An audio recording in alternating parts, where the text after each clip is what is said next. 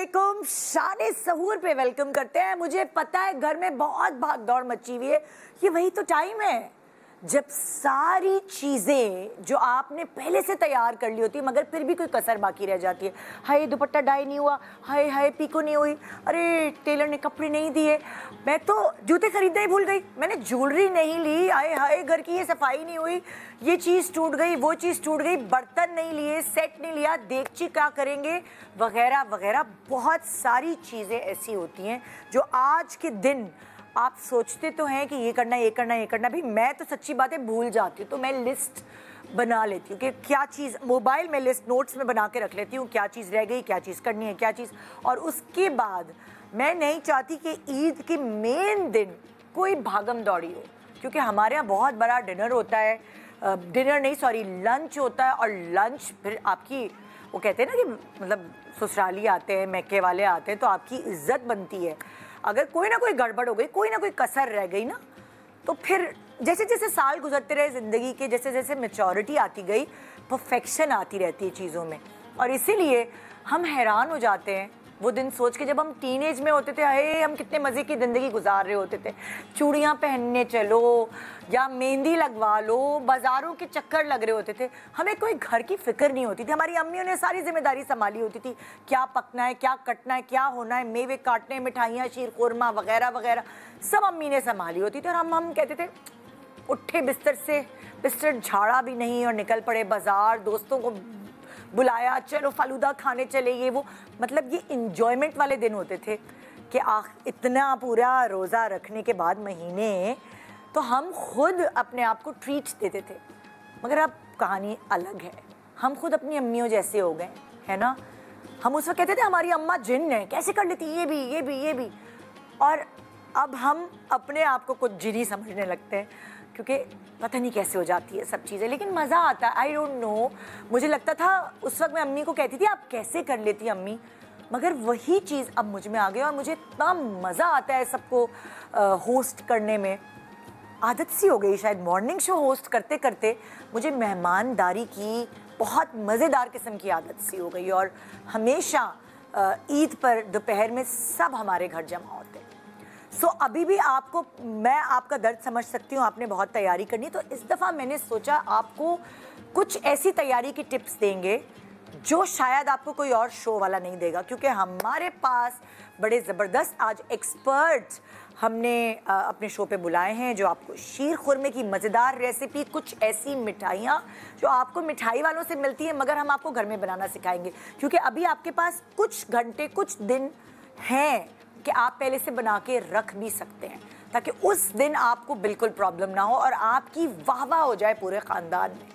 क्योंकि Eid is all about family, है ना, दोस्त, फैमिली, फिर दोबारा से बड़े बड़े अरसे बाद सब एक दूसरे से मिल रहे होते हैं, गपशप लगा रहे होते हैं। मैं चाहती हूँ उस दिन आप सब अपने प्यारों को कंपनी दे सके, बजाय इसके कि चूल्हे में चक्की कर रहे हैं और किचन में घुसे हों। तो हमारे साथ आज हैं शेफ़ अफजल और दमथल स्वीट से हैं, ये हमने इनसे रिक्वेस्ट की कि आइए आज आके राज फाश करें जो हम घर में बना सकें। अस्सलाम वालेकुम, कैसे हैं आप? वालेकुम अस्सलाम, अल्लाह का शुक्र है मैं ठीक हूँ। सुने, मैं ये सोच रही थी कि हमें इतने साल हो गए शो करते हुए, आप आते जाते रहे जी, आप गोरे कैसे हो गए? ये क्या राज है, ये गोरे कैसे हो गए?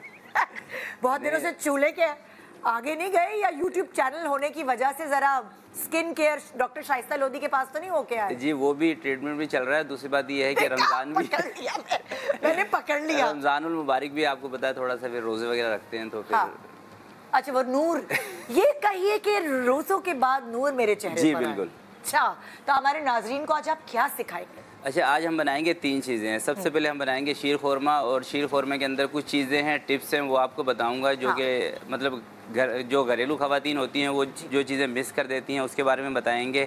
उसके बाद हम बनाएंगे गुलाब जामुन, और गुलाब जामुन भी बनाएंगे मिल्क पाउडर से, क्योंकि वैसे तो आमतौर पर मिठाई वालों के पास बनते हैं खोए से गुलाब जामुन, मगर खोए वाले जो गुलाब जामुन है उसका थोड़ा प्रोसेस लंबा होता है। अच्छा। वो हर किसी को बनाने भी नहीं आते, फिर खोया मिलता भी नहीं है। पहले खोया बनाओ, मिल्क पाउडर के सिंपल से तरीके से बताऊँगा, मतलब घरेलू तरीका होगा, आसानी से बन जाए। आसानी से। उसके बाद एक बंगाल की बड़ी मशहूर मिठाई है जो कि अक्सर ईद पे दुकानों पे शॉर्ट रहती है, कच्चा गुला जिसको कहते हैं।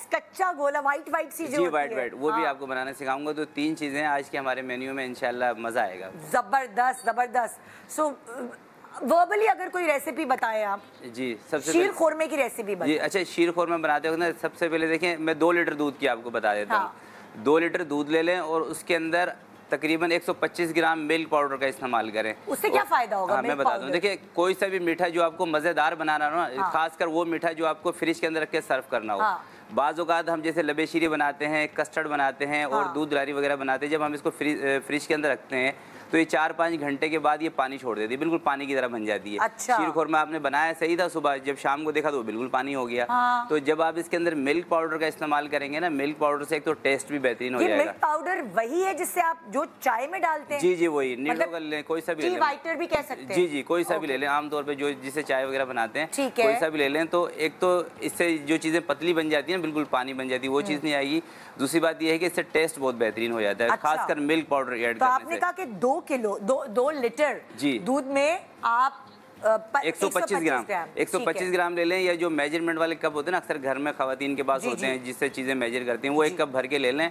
और 1 कप मिल्क पाउडर के अंदर 1 लीटर दूध का इस्तेमाल करें। डन हो गया। क्योंकि अक्सर खवातीन उनको पता नहीं होता कि मिल्क पाउडर तो ले लेते हैं मगर पानी का पता नहीं चलता। दूसरी बात यह है कि शीर खोरमा जब बनाने की जब बात आती है तो लोग सोचते हैं कि भाई इसके अंदर खोए का इस्तेमाल करें। अब 1 लीटर दूध होता है, 1 लीटर दूध होता है, उसके अंदर 1 पाव खोया ऐड कर देते हैं। अच्छा। तो खोए की क्वांटिटी भी कम ही रखनी है, यानी कि 1 लीटर दूध में 50 ग्राम खोए का हिसाब रखते हैं। ठीक है, डन हो गया। तो अभी बनाते हैं फिर। बस आप मुझे वर्बली बताएं, फिर आप बनाते रहिएगा अपने, मैं अपने मेहमानों से गपशप लगाऊंगी और आप बना दे रहिएगा। तो मुझे थोड़ा सा बताएं, हमने पहले क्या करना है? सबसे पहले मिल्क पाउडर लें, एक पैन के अंदर 1 कप मिल्क पाउडर, 1 लीटर दूध उसमें ले लें, ठीक है। और उसी के अंदर जो डेयरी वाला जो दूध होता है, डेयरी वाला या डब्बे वाला, जिस भी दूध का आपको बनाना है, 2 लीटर वो दूध शामिल करें।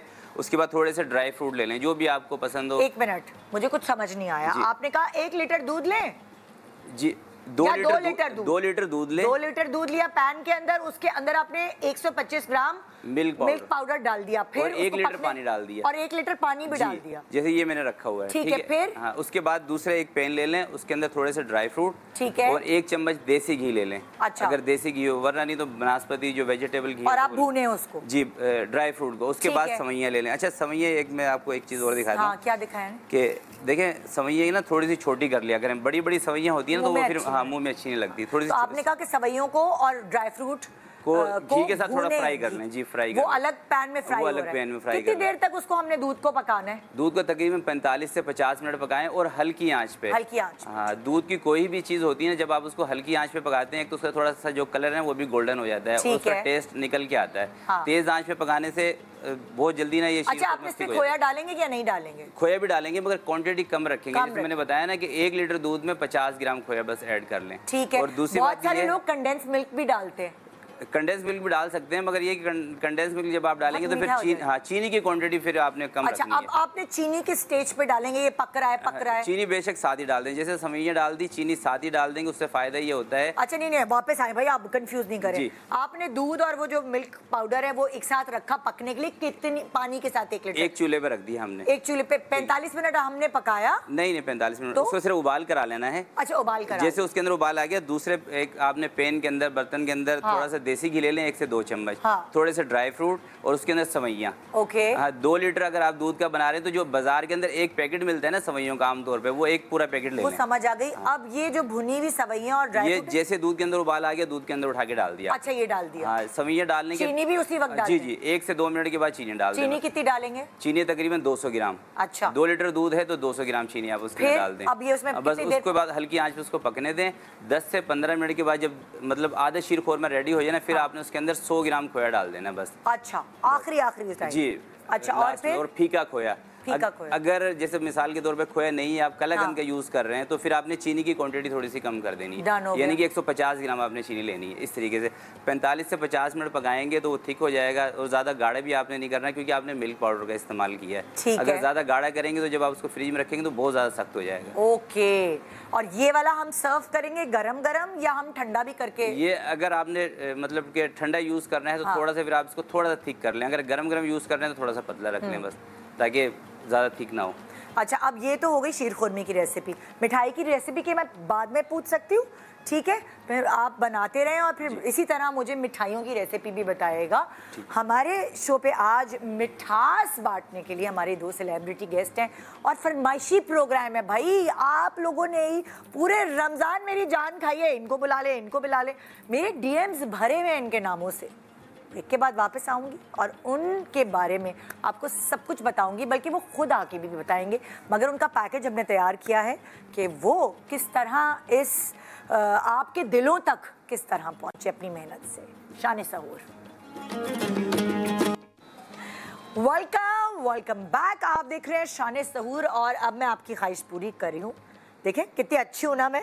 इतने सारे डीएम्स के बाद आखिरकार अब हमारे आज के सेलिब्रिटी गेस्ट पहुंच चुके हैं और ये यहाँ तक तो पहुँचे, लेकिन आपके दिल का रास्ता इन्होंने किस तरह जो है ना वो आपके दिल के रास्ते तक कैसे पहुँचे। आइए एक पैकेज हमारे टीम ने तैयार किया इनके लिए, देखते हैं। दिल ये चाहे तू दिल का हाल जाने, क्यों अनजाना हुआ है मुझसे तू। पाकिस्तान शोबिज इंडस्ट्री में अफान वहीद का शुमार बेहतरीन अदाकारों में होता है। आपने national college of arts Lahore से फाइन आर्ट्स में ग्रेजुएशन की, लेकिन फाइन आर्ट्स में अपना करियर बनाने के बजाय आप 2006 में एक्टिंग की तरफ आ गए और आपने टीवी में अपने करियर का आगाज ड्रामा तेरे पहलू में से किया। आपकी शानदार पर्सनैलिटी और बेहतरीन अदाकारी ने बहुत जल्द देखने वालों के दिल जीत लिए। लड़कियां बहुत दुनियादार हो गई हैं,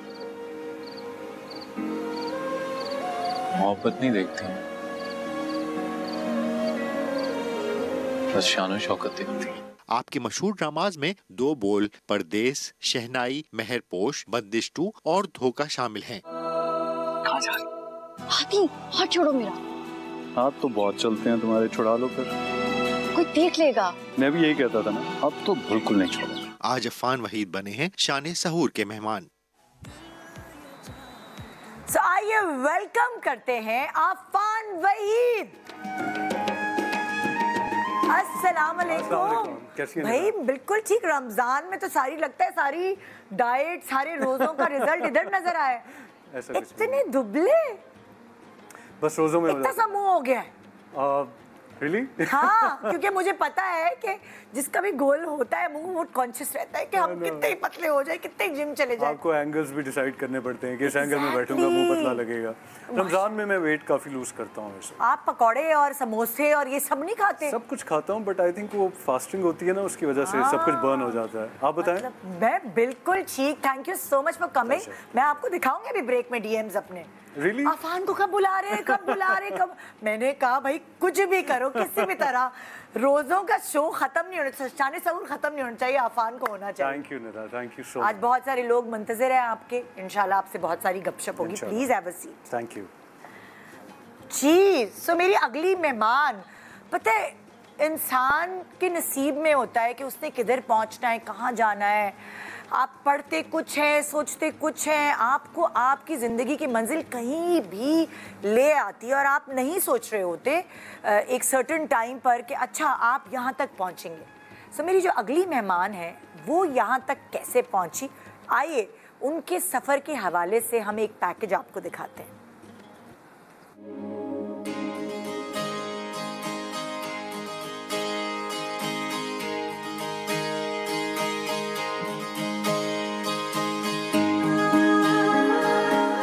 तूबा अनवर एक खूबसूरत अदाकारा और मॉडल हैं। आपने अपने करियर का आगाज मॉडलिंग से किया और बाद अज़ां अदाकारी में कदम रखा। आपका पहला ड्रामा सीरियल भड़ास था, जिसमें आपने अपना किरदार बहुत खूबसूरती से निभाया। तुमने जब से रिज्वाइन किया है, मैं सोच रही हूँ तुम्हें ट्रीट दूं।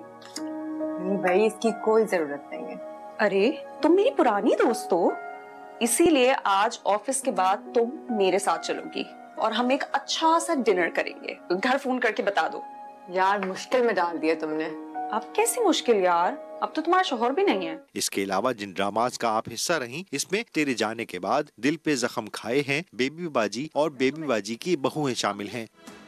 इनके साथ मसला क्या है? मैंने इनको कुछ नहीं कहा, ये मुझसे क्यों लड़ रही होती है हर वक्त? अच्छा कुछ नहीं कहा तो फिर ये कौन कह रहा था कि भाभी हत्ते से उखड़ जाती है? मैं बताऊं हत्ते से उखड़ना किसको कहते हैं?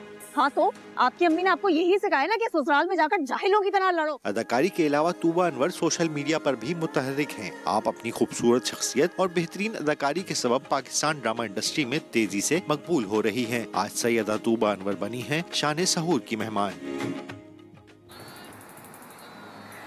आइए वेलकम करते हैं तूबा अनवर, सैयदा तूबा अनवर। अस्सलाम वालेकुम, कैसी हैं आप? मैं बिल्कुल ठीक हूँ, आप बताइए आप कैसी हैं? मैं तो बिल्कुल ठीक ठाक। मैंने कहा तूबा को देखकर, मैंने कहा हमारे सेट पर इतना अच्छा कॉम्प्लीमेंट कर रहा है आपका कलर जो आपने पहना हुआ है। ये आपके सेट के कलर्स देखकर तो मुझे बहुत अच्छा लगा है, क्योंकि मैं बहुत वक्त बाद आई हूँ और आपने बहुत अच्छा सेट डिज़ाइन किया है। Thank you so much. Please आइए बैठिए, हम फिर गपशप प्रॉपरली लगाते हैं। प्लीज़ बैठिए। शान सहूर पे मेरा ख्याल से तूबा भी पहली दफ़ा आई, फर्स्ट टाइम आई हूँ, और अफान भी पहली दफ़ा है, वरना हमने मॉर्निंग शो पे काफ़ी हमने गुफ्तगू किया, आपकी अम्मी से भी मुलाकात हुई है। लेकिन शान सहूर का थोड़ा सा फॉर्मेट मॉर्निंग शो से थोड़ा डिफरेंट होता है, थोड़ा रिलैक्स्ड, आराम से बातचीत होती है, जैसे अफान की पर्सनैलिटी है ना? बिल्कुल। अच्छा, वैसे बात यह है कि मेरी अफान से पहली मर्तबा यही मुलाकात हो रही है। इससे पहले मेरी इनसे मुलाकात भी नहीं हुई। अभी हम मेकअप रूम में ये बात कर रहे थे कि this is the first time that. मैं आपको एक बात बताऊं बड़े मज़े की, मिकाइल और दुर्रे फिशा, मैंने 2 साल पहले उनके साथ शान सहूर किया था। वो भी पहली दफ़ा एक दूसरे से यहीं मिले थे, और उसके बाद ARY ने उनको एक एज ए कपल ड्रामे में कास्ट किया, जैसे आपकी मर्जी। सो वो मिकाइल भी मुझे उस दिन इंटरव्यू में कहते मैं दुर्रे फिशा से पहली दफ़ा आपके शो पे मिला, और फिर शायद ARY ने देखा और फिर हमारी जोड़ी बनाई थी ड्रामे में। बड़ा अच्छा। Are you suggesting something here? You never know। मुझे जब हम जब आप लोगों से टाइम ले रहे थे तो हमने कहा कि you never know, है ना? क्योंकि अभी तक हमने अफान को हिरा के साथ देखा है, कोमल के साथ देखा है, दुर्रे फिशा के साथ देखा है, यमुना के साथ देखा है, रामशाह, मतलब सबके साथ आपने काम कर लिया। अब तूबा की बारी है ना, है ना? Absolutely. ये तो मज़ेदार चीज़ होती है। अच्छा, इंडस्ट्री में हर कोई अलग अलग तरीके से आता है, तो आप जो है, मुझे याद है आपने मुझे ये बताया था इंटरव्यू में कि मेरी इंटेंशन नहीं थी आने की। Of course, बिल्कुल भी नहीं। और मुझे मंजिल ये यहाँ ले आई, बस घसीट के मुझे फेंक दिया गया यहाँ पर और उसके बाद बस अब दोबारा हम थोड़ा रिवाइज करते हैं ना कि मंजिल कैसे ले आई। देखिए, जब मैंने NCA से किया ग्रेजुएट, तो उस वक्त मैं रेडियो कर रहा था, तो मुझे एक्टिंग की ऑफ़र हुई। तो ऐसा नहीं है कि मैंने बिल्कुल ही डाउन राइटली मना कर दिया, लेकिन मैंने कहा मुझे एक्टिंग नहीं आती है। उन्होंने कहा हम आपको सिखा देंगे, बस आपको हम हीरो का कैरेक्टर दे रहे हैं, और लोग तो तरसते हैं ऐसे कैरेक्टर्स के लिए। So I spoke to my parents, उन्होंने कहा कि ठीक है, कर लो, ट्राई करके देख लो, अगर हो जाता है तो वेल एंड गुड। बस वो मैंने किया, और उसके बाद ऑफर्स। आप थोड़े शाय थे, मतलब पर्सनली? अभी तक हूँ। हाँ, अब बहुत ज़्यादा शाय। क्या शुरू में टांगे मांगे कांपती थी एक्टिंग करते हुए? शदीद, क्योंकि एक्टिंग बिल्कुल नहीं आती थी। और पहला सीन ही मेरा जमाल शाह साहब और नैला जुबैरी के साथ था। So you can imagine। और बिल्कुल एक्टिंग नहीं आती थी, बिल्कुल। अच्छा, आपको वैसे इनकी पर्सनालिटी देख के लगता है ना तूबा के थोड़े शर्मीले हैं ये, काम, हाँ, थोड़े एक है बिल्कुल। शर्मीला आई कैन नॉट से, पर काम। हाँ, ये जो आपने अभी डांस परफॉर्मेंस देखी है ना, ये 4 दिन रिहर्सल की थी मैंने इतने से पार्ट के लिए, because I can not dance to save. लेकिन आप पता नहीं चल रहा देखकर। Thank you for saying that. पता नहीं चल। अच्छा, देखिए, वही वाली बात होती है मंजिल, जैसे ये कुछ और करना चाह रहे थे जिंदगी में, मगर नसीब की बात है आप आ गए शो बिजनेस। मैंने तो जब भी प्लानिंग की है निदा, वो फेल ही हुई है। और जब मैं फ्लो के साथ चलना शुरू होता हूँ तो चीजें बेहतर हो जाती हैं। तो आई थिंक वो हर एक की जर्नी डिफरेंट होती है ना। एग्जैक्टली। वैसे आप बनना क्या चाहते थे? मैं बहुत कुछ बनना चाहता था। My dad wanted me to become a doctor. Okay. And I wanted to go into painting, and then I was writing articles for magazines. And I was teaching also. Okay. So there was so much that I was doing before I became an actor. और जब आप actor बन जाते हैं फिर आप सिर्फ actor होते हैं और कुछ नहीं कर सकते हैं। कुछ भी करने का। Exactly. तो ये है। फिर आपकी सब हॉबीज खत्म हो जाती है। और तूबा, मतलब मजे की बात ये है कि आज मेरे दोनों गेस्ट ऐसे हैं जो एक्सीडेंटली किसी तरह इस फील्ड में आ गए। तुमने एक अपनी मेहनत की, अपनी जगह खुद बनाई, तो तुम एज एन एक्ट्रेस तो नहीं आई थी, तुम कैमरे के पीछे थी पहले। हाँ, बेसिकली मैंने तो अपना जब काम करने की जर्नी स्टार्ट की थी तो वो प्रोडक्शन से की थी, और उसमें मैंने तकरीबन कोई 8 साल काम किया। तो तुमने क्या मतलब प्रोडक्शन में तुम क्या करती थी? मैं कंटेंट देखती थी and I was in corporate affairs. मैंने जब स्टार्ट किया था तो I was associate corporate affairs, Jio से मैंने अपना करियर स्टार्ट किया था। उसके बाद I was manager corporate affairs, मैंने काफ़ी साल जियो में काम किया। क्या पढ़ा था तुमने?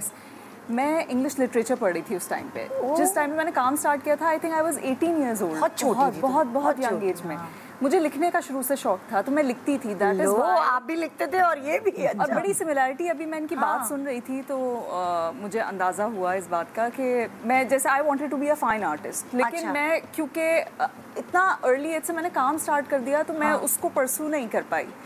बट मैं लिखती थी हमेशा से। उसकी मुझे लगता है उसकी वजह से I used to write as a freelance writer.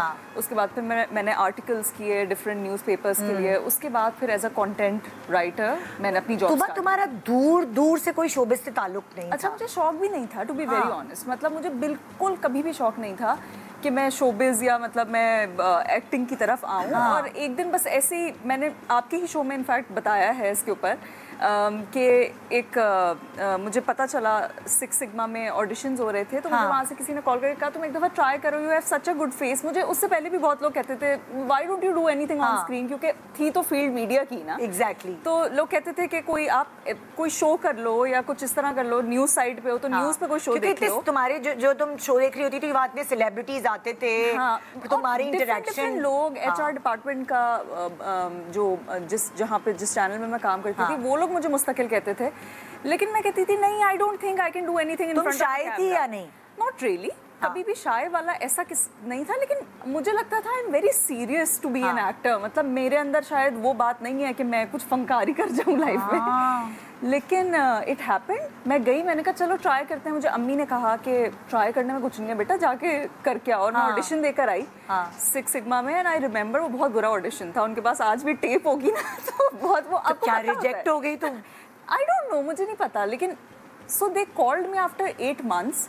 तो मुझे लगता है अगर कॉल किया तो कुछ तो अच्छा करके आई होंगी। एग्जैक्टली। सो दे कॉल्ड मी और उन्होंने मुझे एक कैरेक्टर के लिए किया जिसकी अभी आपने एक दिखाया जो मैंने दुर्रे के साथ किया था। वो मेरा फर्स्ट भड़ास was my first play from ARY, और उसमें मैं सपोर्टिंग कैरेक्टर कर रही थी। दुर्रे की मैं दोस्त बनी हुई थी उसके अंदर। तो वो अच्छा गया। मुझे ये था कि बस ऐसे इतना काम कर ले बंदा कि डिसेंट जाए, बुरा ना हो एटलीस्ट। आई थिंक उसके बाद फिर आहिस्ता आहिस्ता आई स्टार्टेड। और फिर आहिस्ता आहिस्ता कैमरे को फेस करना और वो सारी चीजें बंदा एक थोड़ा सा झिझक खत्म होती है। तो वो सारी I was very blessed in a way कि मुझे बहुत अच्छे को-एक्टर्स भी मिले, डायरेक्टर्स भी, everybody was very supportive with me. तो मैंने आहिस्ता आहिस्ता I tried working on my craft और चीज़ें। मतलब लाइक देखो ना, आपकी अल्लाह ने आपकी मंजिल सोची होती है कि आपको कैसे पहुंचाना है। किसी तरह घूमते फिरते होते होते तुम इस जगह पे पहुंच गई। आप भी, आपके साथ भी यही हुआ, रेडियो, आपका आर्ट से ताल्लुक, और घूमते फिरते आप स्क्रीन पे पहुंच गए। आई थिंक मुझे लगता है कि आप अगर if you are meant to be somewhere ना, आप पहुंच जाते हैं। वही बहुत सारे लोग आजकल इस बात पे बहुत बिलीव करते हैं, मैनिफेस्ट आप जो करें। मगर आपने तो ये मैनिफेस्ट नहीं किया। आपने भी नहीं किया। नहीं। लेकिन मैं जितना मैनिफेस्ट करता हूँ चीज़ उतनी दूर भागती है मुझसे। मैं जब उसकी ख्वाहिश करना छोड़ देता हूँ तो वो हो जाती है। मेरे साथ कुछ अजीब सीन है। ये क्या वैसे लोग आजकल इतना ज्यादा इस बात को कहने लगे कि आप एक चीज के बारे में सोचते रहे, आपने ये करना है और वो हो जाती है। और आप दोनों की जिंदगियों में दोनों बिल्कुल ऑपोजिट है चीज। वो कहते हैं ना कि magic happens when you are not looking for it. तो मेरे साथ ऐसे ही हुआ। और अभी तक जिंदगी की थ्योरी ये है, अभी तक यही है। मैं जब किसी चीज की ज्यादा ख्वाहिश करता हूँ, मैनिफेस्ट करने की कोशिश करता हूँ, इट नेवर हैपेंस। कोई अजीब सी बात है। शायद अल्लाह ताला ख्वाहिश तोड़ना चाहते हैं, उसके बाद देते हैं। अल्लाह ताला कहते हैं मैंने तुम्हारे लिए कुछ और सोचा है। हाँ एग्जैक्ट, और बेहतर सोचा है। और बेहतर सोचा है। बिल्कुल एग्जैक्टली। अच्छा, अब जैसे लाइक आपने जब ये मतलब ख्वाहिश जाहिर की घर में कि अच्छा भाई मुझे ड्रामे की ऑफर आ रही है, आपके घर वाले काफी रिलीजियस भी हैं और वो आराम से परमिशन मिली? आप दे आर लिबरल पीपल। उन्होंने कभी किसी को भी किसी चीज से रोका नहीं। लाइक इखलाकी हदूद में रहते हुए आप जो भी करना चाहते हैं आप करें। तो वो कभी भी पेरेंट्स ने रेडियो, पेंटिंग, कभी किसी चीज़ से मना नहीं किया। एक्टिंग में my dad was my biggest supporter. लड़के फिर भी, लड़कों के लिए फिर भी सपोर्टिव होते हैं। हाँ, लड़कियों के वालिदैन। बिल्कुल। तुबा, तुम्हारे अम्मा अब्बा से तुम इजाज़त मांगती तो क्या वो तुम्हें एक्टिंग की इजाज़त देते? मेरे ख्याल में इससे फ़र्क नहीं पड़ता है कि आप लाइफ में किधर खड़े हुए हैं। मेरे अम्मा अब्बा हमेशा से मेरे मामलात को लेकर बहुत सपोर्टिव रहे हैं कि मैं क्या लाइफ में करना चाहती हूँ, मैं क्या बनना चाहती हूँ। तो इट डज़ नॉट मैटर कि मैं पर्सनली कहाँ स्टैंड करती हूँ लाइफ में। उनको ये है कि उनकी औलाद की खुशी किधर है और वो वहाँ पे खुश है या नहीं, या वो वहाँ पर तरक्की इज्जत के साथ कर सकती है या नहीं। तो मेरे अम्मा अब्बा ने मुझे हमेशा सपोर्ट किया है। मुझे लगता है उनकी सपोर्ट के बगैर मैं लाइफ में कुछ भी नहीं कर सकती। बहुत सारे घराने ऐसे होते हैं तो जो कहते हैं आप जब भी इजाज़त मांगो शादी के बाद करना जो करना है, शादी के बाद करना जो करना, मतलब लाइक हमारे यहाँ ऐसा कल्चर है और रिस्ट्रिक्शंस होती हैं। मेरे यहाँ कभी भी ऐसी कोई बात कभी भी नहीं। हमारे अम्मा अब्बा ने शुरू से बेटा आपको जो पढ़ना है, जो पहनना ओढ़ना है, खाना पीना है, घर में एंजॉय करना है। क्योंकि अम्मी हमेशा ये कहती हैं मैं अपने घर में सबसे छोटी हूँ, मुझसे बड़ी 3 बहनें हैं, कोई भाई नहीं है। तो अम्मी को ये है कि शादी होकर मुझे नहीं पता कि तुम लोग कैसे घर में होगे, कैसे हाल में होगे, मैं चाहती हूँ तुम लोग जो खुशियाँ एक्सपीरियंस करना चाहते हो वो सब देख लो अच्छे से। मतलब ऐसा ना हो कि ये हो कि हम अपने घर में हमने क्यों नहीं किया है। तो अम्मी ने तो कभी नहीं रोका। तुम्हारी जो 3 बड़ी बहनें जी वो क्या करती हैं? वो किस किस फील्ड में? मैरिड हैं, सब अपना काम कर रही हैं। 2 बहनें मेरी बाहर होती हैं। पाकिस्तान से बाहर? पाकिस्तान से बाहर। अच्छा। और एक मेरी बहन सबसे बड़ी वाली वो यहीं होती हैं, शी इज़ अ हाउसवाइफ। बाकी 2 दे आर वर्किंग और वो अपना देख रही हैं। और अफान आपके सिबलिंग्स? मेरे एक भाई हैं। अच्छा। वो भी इज़ मैरिड। 2 बहनें हैं, both of them are married. अच्छा। एक बहन लंदन में होती है, एक लाहौर में ही होती है। So they are not working women.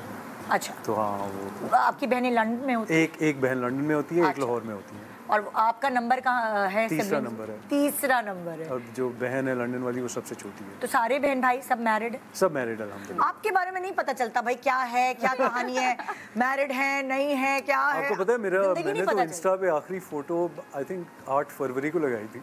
उसके बाद मैंने 8 फरवरी कौन सा सन? गुड वन, या यही वाला 2025 या बस इतनी देर बाद? इतनी देर, इतनी एक्टिव नहीं है आप? बिल्कुल भी नहीं हूँ एक्टिव।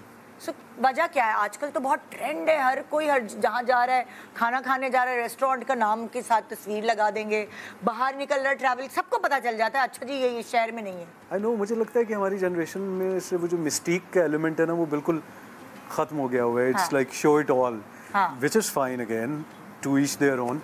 लेकिन मैं शायद उसमें उतना कंफर्टेबल नहीं होता। तो हमें बताएं ना अपनी जिंदगी की कहानी क्या है? आप 1 से 2 हुए या अकेले सोलो जिंदगी एंजॉय कर रहे हैं? अभी तो एंजॉय कर रहा हूँ। मुझे लगता है कि अरे भाई बैचलर है ये, अर्जी डालो।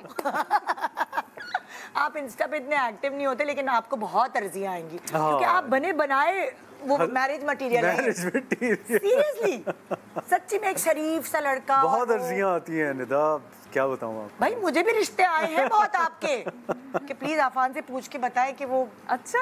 हाँ मैं रिश्ता कराने वाली शक्ल से लगती हूँ सीरियसली। मुझे लगता है कि अक्सर एक्टर्स अपना अगर इनबॉक्स खोलें ना तो उनकी सेल्फ स्टीम काफ़ी हाई हो जाती है क्योंकि जिस हिसाब से हमें प्यार और पैगामात आ रहे होते हैं, मेरा भी इनबॉक्स ऐसे ही भरा होता है। पता है क्या, ट्रोलर्स तो होते हैं लेकिन 80% आपकी मोहब्बत करने वाले मतलब ऐसी, उनको पता है, उनको ये भी नहीं पता कि हम देख पाएंगे या नहीं देख पाएंगे, लेकिन वो अपनी मोहब्बत का इज़हार करते हैं। वैसे मेरे फैंस तो बहुत अमेजिंग हैं ऑनेस्टली। ये तो मुझे पता चल गया भाई, मैं आपको अपने डीएम्स दिखाऊंगी ना, कब बुला रही है अफान को, कब बुला रही है अफान। आज तो लोग चलांगे मार रहे होंगे ना। मैं तो इतना अर्सा उनकी कोई पोस्ट वगैरह लाइक भी नहीं करता, बट वो फिर भी रेगुलरली पेशेंस के साथ शिकायत किए बगैर वीडियोस बना रहे होते हैं। अच्छा ये भी बता दें, अभी अपने फैंस आपके देख रहे हैं कि अम्मी की पसंद होगी या आपकी पसंद होगी? मुझे लगता है अम्मी के पसंद के ज़माने अब गुजर गए, अब मेरी अपनी पसंद होगी तो होगी। मतलब ये भी तो होता है ना, अम्मियाँ और बहनें तस्वीरें लेके फिरती रहती हैं। नहीं, इस उम्र में अब आप अपनी पसंद के साथ ही चल सकते हैं। आप दूसरे की आपकी पसंद क्या है? और बताएं। भाई पसंद इंसान ये बता सकता है कि मुझे सबकी अपनी पसंद होती है, मुझे इस तरह की इस तरह की मुझे सुलझे हुए लोग पसंद है। जैसे आप हैं थोड़े कम गो तो बेशक ना हो, लेकिन सुलझी हुई। मतलब 18-19 की हो या आपको थोड़ा समझदार। हाँ, अब नहीं ऐसी चीजों के साथ। 18-19 वाली नहीं चल पाएगी। अगर मैच्योर हुई 18-19 वाली तो हाँ मैच्योरिटी लेकिन होती नहीं है क्योंकि ये तो बचपन से मैच्योर है, ये तो जब से मैंने ये छोटी भी थी और आप इससे बात करें तो इसके अंदर एक बूढ़ी रूह थी और अभी भी तुम्हें मुझे अभी भी लगता है, मुझे अभी भी लगता है, पता है अक्सर मैं सोचती हूँ, मुझे लगता है अंदर से कोई 60 साल की रूह है मेरे में। हाँ, क्योंकि मैं जब भी इससे मिली हूँ ना, आई थिंक लड़कियां जरा वैसे भी जल्दी मैच्योर हो जाती हैं कंपैरेटिवली, लड़कों से जरा ज्यादा ही समझदार होती हैं। ये तो है, हाँ, ये तो है। सो हाँ, तो हम पूछ रहे थे अफान की चॉइस, अभी तुम्हारी चॉइस पे भी आऊंगी, जरा सोच के रखो। लाइक मुझे आपने बोला सुलझी हुई। ट्रोलिंग आजकल इतनी होती है ना कि आपको बात करते खौफ आता है कि कोई आप ऐसी बात नहीं है, आप बहुत हलाल और वो वाला साफ सुथरा सवाल मैं पूछ रही हूँ आपसे। मुझे सुलझी हुई लड़कियां पसंद है। सुलझी हुई, और मतलब ओवरऑल पूरा एक पैकेज होता है ना, फैमिली में आप को दूर करने की बजाय फैमिलीज को जोड़ें और यू नो छोटे छोटे इश्यूज को, मतलब घरेलू जो कि फैमिली को साथ लेके चले। बिल्कुल, वैसे इंडिपेंडेंट मैं ये नहीं कह रही किचन में खाना पकाने, नहीं, नॉट एट ऑल, इंडिपेंडेंट हो, काम भी करती हूँ, अपने करियर्स भी परस्यू करें, बट फैमिलीज को जोड़ें, यू नो, पॉलिटिक्स के साथ लोगों को, बहन भाइयों को दूर ना करें। इन चीज़ों से बड़ी जान जाती है मेरी, और ये बहुत होता है निदा, बहुत होता है। माँ बाप से दूर कर दिया, बहन भाइयों से दूर कर दिया, क्या आपको मिल जाएगा? ये खानदान, दो खानदानों की शादी होती है, दो लड़का लड़की की शादी नहीं होती हमारे कल्चर। एग्जैक्टली। और मैं ये बात, ठीक है कि अगर ससुराल वाले भी आपके साथ गलत कर रहे हैं तो आप बिल्कुल you put your foot down, but आप बिला वजह के मसले ना पैदा करें। आप अगर इस माइंडसेट के साथ एक फैमिली में एंटर होंगे कि मैंने अलहदा होना है, फिर तो यही होगा। तो मुझे लगता है मिलजुल के रहने में आपका क्या माइंडसेट है कि आपको कंबाइंड फैमिली सिस्टम वाला जो एक हमारे यहाँ का वो है, मुझे अच्छा लगता है वो। अगर मसाइल ना हो तो मुझे लगता है उसके फ़ायदे भी बहुत हैं, बरकतें भी उसमें बहुत हैं। तो मुझे वो रौनक और वो घर में हंसी मजाक, सब घर में, क्योंकि हमारे घर में बहुत खामोशी होती है, यू नो, हम सब बहुत सीरियस लोग हैं।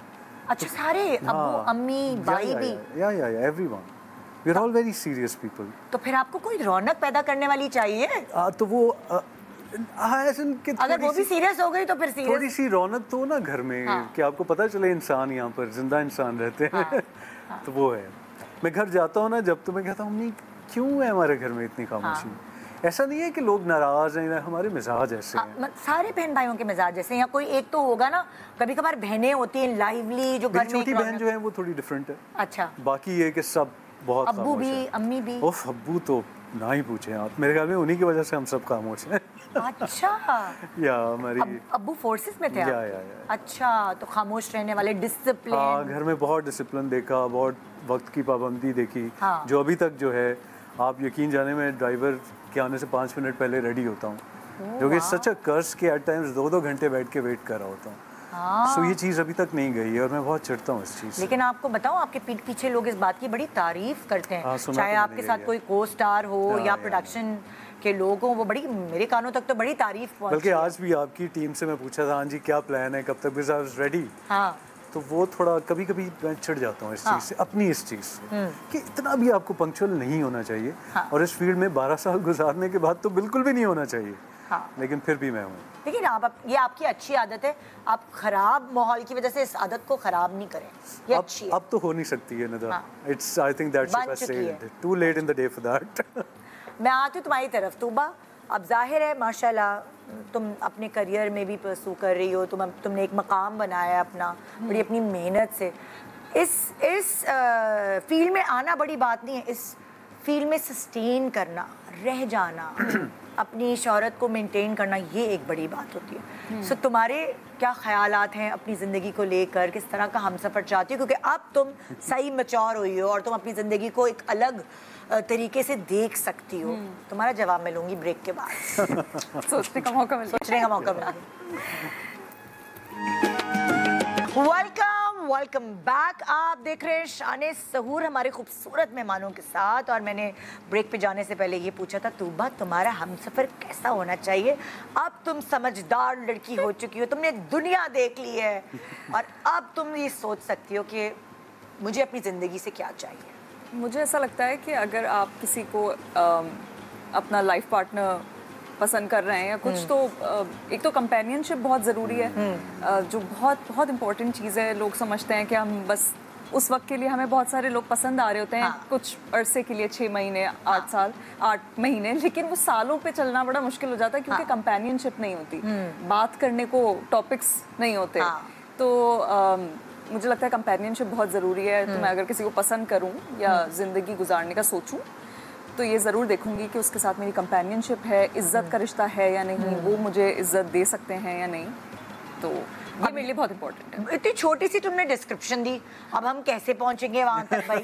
डिस्क्रिप्शन दो कि भाई इतने तो बड़ा बेसिक इसलिए बताया है क्योंकि बाकी चीजें देखें, आई एम वर्किंग, मैं कोई इस तरह का मुझे कुछ पैसे तुम खुद कमा लेती हो अल्हम्दुलिल्लाह, मुझे उसका मगर अगर कोई मिला तो तुम ये तो देखोगी ना कि मेरे बराबर पैसे कमाने वाला तो लड़कियों भी देखते हैं। ये एक ऑब्वियस सी बात है कि आप अपने हिसाब से ही आप देखते हो कि आपके, लेकिन आपका फोकस ये होना चाहिए कि वो आपको ज़हनी सुकून कितना प्रोवाइड कर सकता है इंसान, क्योंकि मुझे लगता है अब लाइफ पार्टनर्स आपके ऐसे होने चाहिए जो आपको सुकून दें। Exactly. ये रिश्ता है ही उन्होंने सुकून बात का। बहुत अच्छी की कंपेनियनशिप की। आई was in conversation with a psychologist. उन्होंने कहा कि मेरे पास जो पेशेंट्स आते हैं ना, उनमें 90% मैरिड कपल्स ऐसे हैं जिनकी कंपेनियनशिप नहीं है। तो कंपेनियनशिप के बगैर फिर शादी का क्या फायदा? मुझे होता ही है कि आई थिंक कंपेनियनशिप ही नहीं होती, जिसकी वजह से फिर प्रॉब्लम्स होती हैं, तो आई थिंक बर्डन बन जाता है फिर। लेकिन शक्ल सूरत वो सारी भी तो बताओ ना कि भाई मेरे साथ चले तो ऐसा लगे या वैसा लगे, ये सब चीजें, ये गोल घेस पार गए ये दोनों। मतलब कोई गंजा पेट निकला हुआ कोई ऐसा हो तो चलेगा, बस कंपेनियनशिप अच्छी हो। सही है भाई, इंशाल्लाह मतलब अच्छा ही पसंद करूंगी मैं, देखूंगी तो बताओ ना। अभी मेरे दिमाग में इस तरह कोई नहीं, ये बातें करते हुए थोड़ा अजीब सा लग रहा है। शर्माने की क्या बात है यार? थोड़ी सी मुझे पता है दो शर्मीले लोग। देखिए एक बात है, मैं मशरकी लड़की हूँ, मैं इससे ज्यादा नहीं बता ओह माय सकती। गॉड। फिर भी जैसे तुम्हारे होते हैं ना, देखो हर लड़की का कोई सेलिब्रिटी क्रश होता है, चाहे वो अंग्रेज हो चाहे वो सेलिब्रिटी क्रश तो नहीं, लेकिन जैसे मैं मुझे ऐसा लगता है लड़कियां ना ज्यादा वैसे शक्ल सूरत देखती नहीं है, हम ना सुन रहे होते हैं कि ये बोल क्या रहे। लड़कियां ज्यादा पर्सनैलिटी देखती हैं और लड़के ज्यादा ब्यूटी देख रहे होते हैं, मुझे ऐसा लगता है। मुझे नहीं पता कि इसके पीछे क्या साइंस है। Till a certain age. Yes so I feel कि ऐसा बहुत होता है, पर पढ़ा लिखा इंसान होना बहुत जरूरी है। मुझे लगता है मैं बहुत देखो कुछ लड़कियों को अच्छा लगता है कि सामने वाले का ना सेंस ऑफ ह्यूमर अच्छा हो, या बहुत जरूरी है, बहुत राय लोगों के साथ नहीं जिंदगी गुजर सकती। हाँ अच्छा, तो मैं ऐसा कुछ चाहिए sense of humour. Sense of humour बहुत जरूरी है, वरना मेरा तो दिन नहीं कटता। मैं 4 दफा किसी को तंग ना करूं तो मेरी तो जिंदगी में रोशनी नहीं लगती मुझे। और अब जैसे आपने एक बात बताई कि भाई मेरे घर को जोड़ के रखने वाली हो, मुझे इस तरह की लेकिन आपने ये नहीं बताया ब्यूटीफुल होनी चाहिए कि नहीं, क्या आपके लिए ब्यूटी की डेफिनेशन क्या है? अब वो मुझे ऐसा लगता है तो सरफेस लेवल बात हो सरफेस लेवल हो जाता है। एग्जैक्टली। हम इतनी डीप कन्वर्सेशन में हमें कंपेनियनशिप चाहिए, कितना जैसा है वो। नहीं भाई, हम मेरे जो नाजरीन है वो हर तरह के हैं, वो सब देख रहे हैं। मैं बिल्कुल एक हूर तरह का लड़का चाहती हूँ, बहुत खूबसूरत। मैं क्या हूर तरह का? हूर तरह हूर तरह का कुछ और ही ना मिल जाए आपको। हूर क्यों कह रही हो? क्या बोलूं फिर मैं? और क्या गलत हो जाएगा? क्या वर्ड होता है लड़कों में? हैंडसम होना चाहिए, मतलब लाइक, मतलब उर्दू में क्या बोलेंगे इसको? उर्दू में क्या बोलेंगे भाई? अब उसने हूर बोल दिया है। खूबरू। खूबरू मतलब अट्रैक्टिव पर्सनालिटी आप बोल सकते हैं। जी, पर्सनालिटी पे बात नहीं हो रही ना शायद। पर्सनालिटी तो अच्छी चाहिए। खूब। और आप भी बता दीजिए, अब आप हूर कह दे, मैं कुछ नहीं कहूंगी। देखिए वो हूर कहती तो मैं बड़ी परेशान हो जाती। I think मुझे उसका वर्ड नहीं आ रहा था। That's a given, of course. I mean, yeah. I don't know. वो बोले कि मेरे साथ अच्छा नहीं, बहुत ज्यादा भी हुस्न नहीं होना चाहिए कि जिंदगी अजाब बन जाए, बट शकी करता रह जाऊं। शकी, और फिर आप जिधर भी जाएं वहाँ मसले, और फिर आप जरा इग्नोर हो, ये भी नहीं होना चाहिए। यही तो मैं आफान भाई से चाहती थी, भाई ऐसा भी नहीं हो कि इतनी हसीन तरीन हो कि गुड टू लुक एट, बस इतना। या पर्सनालिटी अच्छी और अट्रैक्टिव हो। अच्छा, ये तो इतने शर्मा रहे हैं, इतने परेशान हो रहे हैं, मैं इनको इतनी मुश्किल से आज़ाद कर देती हूँ। आगे बढ़ते हैं। बिल्कुल, थैंक यू। भाई ये इंस्टा पे आप इतने एक्टिव नहीं हैं और आप पता नहीं जवाब देते हैं डीएम्स के कि नहीं, लेकिन आज आपके इंस्टा से हमने क्वेश्चंस उठाए। अरे वाह। तुम इंस्टा पे एक्टिव हो यानी तुम डीएम्स के जवाब देती हो? कभी कभी डीएम्स के मैं पढ़ती ज़रूर हूँ, जवाब दूँ ना दूँ, और मैं बहुत इंजॉय करती हूँ। जब मैं ज़िंदगी में बहुत सैड होती हूँ ना तो मैं अपना इंस्टाग्राम इनबॉक्स खोल लेती हूँ। Seriously it's very entertaining. कुछ ना जब मैं सैड होता हूँ मैं तो इंस्टा से बहुत दूर भाग जाता हूँ। हाँ रियली? नहीं मैं तो इंजॉय करती हूँ। I don't take it very seriously. अगर कभी कुछ बहुत नेगेटिव भी आ रहा होता है, आई एंजॉय इट। तो मैं तो एंजॉय करती हूँ। तो आप दोनों के पास आपके ही इंस्टा के सवालात है और अब होस्ट है आपके फैंस। चलिए जी, चलते हैं हम आपके फैंस की तरफ। जी, आपकी तस्वीर से शुरू हुआ है। पहली तस्वीर आपकी जी। जोर से पढ़ लें सवाल। क्लीन शेव में अपनी उम्र से भी कई साल छोटे लगते हैं। क्या किसी ने आपको बताया? बहुत से लोगों ने बताया और बार बार बताया, और ये भी कहा कि प्लीज क्लीन शेव मत किया करें, क्योंकि आप पप्पू बच्चा लगते हैं बहुत ना। मैं और हीरोइन कहाँ से मिले फिर आपकी उम्र की? यार, कुछ अलग अलग कहानी। बस सोचे मैं बर्मिंघम जा रहा था तो ये हीथ्रो एयरपोर्ट पे मैं बैठ के नीचे थक गया था, तो मैं क्या ये तस्वीर पुरानी खिंचवाई। तस्वीर है या सिर्फ लुक डिफरेंट की ये वजह से? दो ढाई साल पुरानी तस्वीर। But you look very different. वो बालों की वजह से maybe, and clean shave also. So तो आपने क्या, आपको खुद को क्या पसंद है, क्लीन शेव या क्लीन शेव? क्लीन शेव ज्यादा हाँ, पसंद? लेकिन मैं फैंस की वजह से करता नहीं हूँ। अच्छा, तो दिल आप तो मेरा चाहता टीवी है के लिए, टीवी के लिए मुझे ये मेंटेन करना पड़ता हाँ। है। या हालांकि दिल मेरा चाहता है मैं क्लीन शेव करूं। जैसे मैं भी एक ड्रामा करने लगा था, फिर मैंने कहा नहीं यार, बड़ी ट्रोलिंग होनी है, ना करो। तो क्या क्या कहते हैं लोग क्लीन शेव के लिए? कहते हैं नहीं, आप ग्रेसफुल जो है ना वो दाढ़ी के साथ लगते हैं। हाँ। तो मैंने कहा चलें, अगर आपने डिग्निफाइड ही लगना है तो फिर यही ठीक है। हाँ। जब मेरा लंबा ऑफ होता है ना, जैसे 1 महीना 2 महीने, तो मैं क्लीन शेव कर लेता हूँ। ओके। आपके जो इर्द गिर्द के लोग हैं, आपके करीबी, उनको आप कैसे अच्छे लगते हैं इसमें, बियर्ड में या बियर्ड में? क्लीन शेव में नहीं। क्लीन शेव सिर्फ आपको खुद को मुझे और कोई एक आधा और होगा जिसको। एक आधा कौन? Like there is this cousin of mine, she said मैंने कहा ये पकड़ने ही नहीं देंगे मुझे। मैंने अपने सारे गोर इधर उधर नहीं मैं काबू नहीं आने वाला। मुझे मैं नहीं काबू आने वाला। मेरे को वो एक कौन है? सो या, हाँ, but I love to you know shave. हाँ, या चलो भाई, तुम पहला सवाल। अच्छा, क्या लिखा है? मोइन ऑफिशियल है कोई, उन्होंने लिखा है हैप्पी बर्थडे। मेरी बर्थडे की तस्वीर है बेसिकली। अच्छा, तो उसमें उन्होंने लिखा है हैप्पी बर्थडे तूबा, गिफ्ट्स तो बहुत मिलते होंगे, आज तक सबसे यूनिक गिफ्ट क्या मिला आपको? हाँ, गिफ्ट्स मिलते हैं तुम्हें बर्थडे पे? नॉट रियली, नहीं देता कोई? सी बात है हाय अल्लाह, क्या ही गिफ्ट्स? घर वाले, कोई भी करीबी दोस्त। अच्छा, अम्मी का ये होता है कि वो मुझको जो है ना, बचपन से वो मुझे कोई बहुत ही शानदार एक घर पे खाना बनाएंगी और वो कहेंगी बेटा ये है तुम्हारा गिफ्ट। मुझे ऐसे लाइक मटेरियल तोहफे मैं नहीं समझती कि मुझे मिले होंगे। कभी भी नहीं मिले, बचपन में भी नहीं? आई डोंट रिमेम्बर, मुझे इस तरह याद नहीं है, मतलब मुझे कुछ ऐसा ना आ नहीं रहा दिमाग में। हाँ, लेकिन हर बर्थडे क्या, हर दिन मुझे दुआएं बहुत मिलती हैं हर किसी से, चाहे वो मेरे फैंस हों।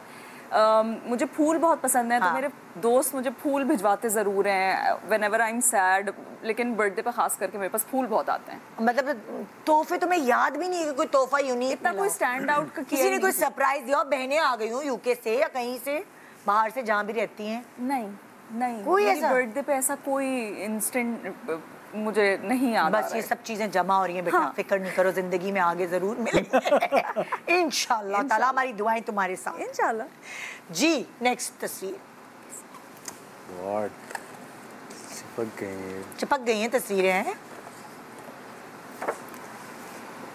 गॉड माशाल्लाह, अक्सर घर की मुर्गी दाल बराबर होती है। आपके सिबलिंग्स हीरो बनने के बाद आपको ऐसा प्रोटोकॉल देते थे? मतलब घर की मुर्गी दाल बराबर होती है ना, आपकी बहन है ना साथ आपकी खड़ी, तो अक्सर ऐसा होता है जब सेलिब्रिटी होते हैं, आप आपके बाहर नखरे उठाए जा रहे होते हैं, लड़कियों को बेबी बनाया होता है, लड़कों को वो वीआईपी बनाया होता है, घर की मुर्गी दाल बराबर। तो घर में कोई इस तरह कोई नखरे नाज उठाए जाते हैं? At all. दाल भी आपने कोई बहुत बड़ी बात कर दी है। मैं उससे भी कोई नीचे लेवल की चीज़ हूँ घर में। अभी भी अम्मा कहती है जा बेटा जरा दही लेते आना। ये तो उन्हें पता है बाहर जाना मेरे लिए थोड़ा मसला होता है। मैं उनके साथ बैठ जाऊँ, वो बात ही नहीं करती हैं। मैं कहता हूँ अम्मी, लोग मुझसे बात करने के लिए तरसते हैं और आप मुझसे बात ही नहीं करती हैं, चुप करके बैठी होती हैं। तो मैं बार बार पूछना पड़ता है अम्मी ये बात। तो वो घर में मेरी कोई इज्जत नहीं है। आपके ड्रामे देखती हैं आपकी अम्मी? हाँ, देखती हैं। अब्बू भी देखते हैं, अम्मी भी देखती हैं। और फीडबैक देते हैं? हमेशा अच्छा ही फीडबैक मिले। उन्हें पता है कि मैं बस खुश हो जाता हूँ जब वो तारीफ करते हैं, तो हमेशा तारीफ ही करते हैं। तो ये अच्छा चले, अम्मी और अब्बू सही है ना। ये बहन छोटी वाली है सबसे, जो आप कह रहे थे लाइव, तो वो जो छोटी वाली बहन है, वो कभी होता है कब आप उनसे मिलने जाएं तो एक होता है ना, सब बोलते होंगे आप अफान की बहन है, वो इस तरह ज़ाहिर है लंदन में भी लोग पहचानते हैं। तो वो उसका बेटा स्कूल में पढ़ता है ना, तो वो वहाँ पर लोग मुझे पहचानते हैं, तो वो मुझे अक्सर कहती है कि आओ उसे पिक करने चलते हैं। तो फिर मैं उसके साथ चला जाता हूँ। तो शी फील्स हैप्पी। तो फिर वहाँ जब पिक करने गए हैं तो उसकी लैया वहाँ पर बहुत तस्वीरें खिंचवा रहे होते हैं, तो वो मैं देखता हूँ, वो she feels happy about it, तो मैं चला जाता हूँ।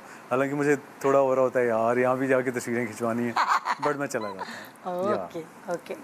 तो नहीं है भाई घर की, वो उनकी भी वही कहानी जो हमारी सबकी कहानी है। घर में हम वही हैं जो आप होते हैं अपने घर में। जी तो आपका क्या सवाल है? अच्छा, किचन में अक्सर हमने आपकी पोस्ट देखी है, सच सच बताएं क्या कुकिंग करना आता भी है या नहीं, और सबसे अच्छा क्या पकाती हैं? बिल्कुल भी कुकिंग करना नहीं आता, मैं तो अपनी वीडियोस में भी बोलती हूँ ये बात। हाँ। मुझे कुछ भी नहीं बनाना आता है, मैं बहुत कम किचन में जाती हूँ, और आजकल मैं किचन में चली जाऊँ ना तो अम्मी मुझे कहती बेटा ये कयामत का दिन आ गया जो तुम किचन में आई हो, क्या क्यों? अच्छा, एक तो मतलब मैंने काम इतना जल्दी स्टार्ट किया कि वो एक होता है ना कि किचन में आप जाएं और बनाएं, वो वाली कभी सबसे छोटी भी थी घर में। हाँ, और फिर मैं बहुत लाडली हूँ अपने घर में। मेरी माँ, अगर आज भी मुझे मौका मिले तो मेरी माँ मुझे अपने हाथ से खाना खिलाती है। सीरियसली? माशाल्लाह माशाल्लाह, अल्हम्दुलिल्लाह।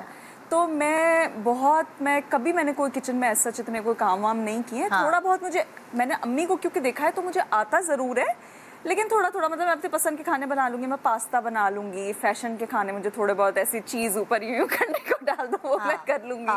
बट वैसे मैं किचन में बहुत बहुत। तो अब अगर तुम्हें ट्रैवल करके कहीं जाना पड़े और तुम्हें खुद पकाना पड़े तो नहीं कर पाओ? सर्वाइव कर लूंगी। सर्वाइव? हाँ, इतना मतलब ऐसा नहीं है कि कुछ कर नहीं पाऊंगी, अपने लिए कर लूंगी, लेकिन आई वुड मतलब मेरा शौक नहीं है cooking. That is what I think. सही है। हाँ, तो मुझे जैसे आजकल ना मैं कुछ मजे की वीडियोस बना रही थी रमजान में, तो मुझसे पूछ रहे थे कि तुम क्या मतलब आपको आती है कुकिंग? मैं कहती नहीं, कुकिंग बिल्कुल नहीं आती। अच्छा, घर का कोई काम ऐसा जो तुम्हें इंटरेस्टिंग लगता है और वो तुम्हारे जिम्मे है?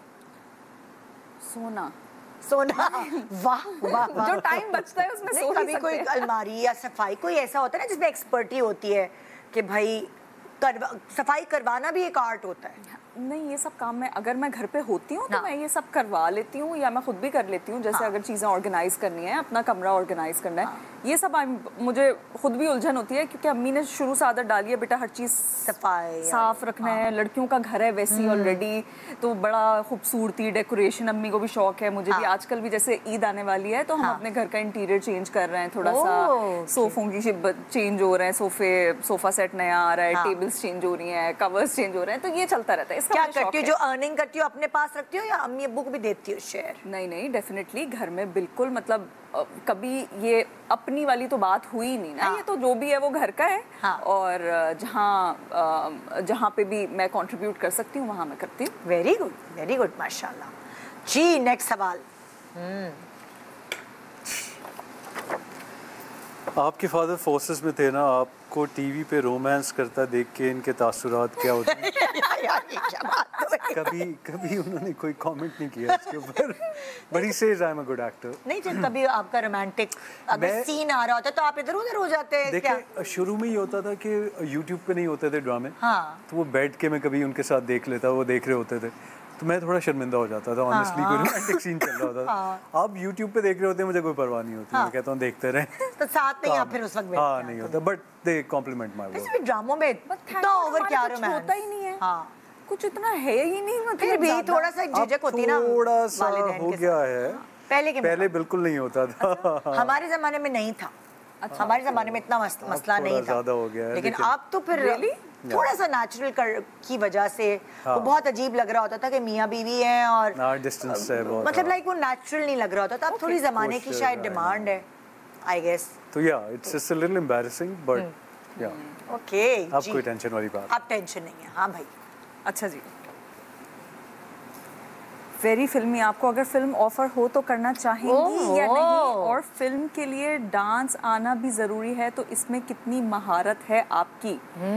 महक तो इतने सारे सवाल एक ही कमेंट में कर दिए। ये और क्या, ये है फिल्मी तस्वीर बड़ी। हाँ, सो ये मैं बर्फ है ना? ये मैं रशिया के पहाड़ों में हूँ। और साड़ी पहनी हुई है क्या? क्या पहनी? साड़ी पहनी हुई है और ये -12 है तकरीबन। तुम साड़ी साथ लेके गई हो?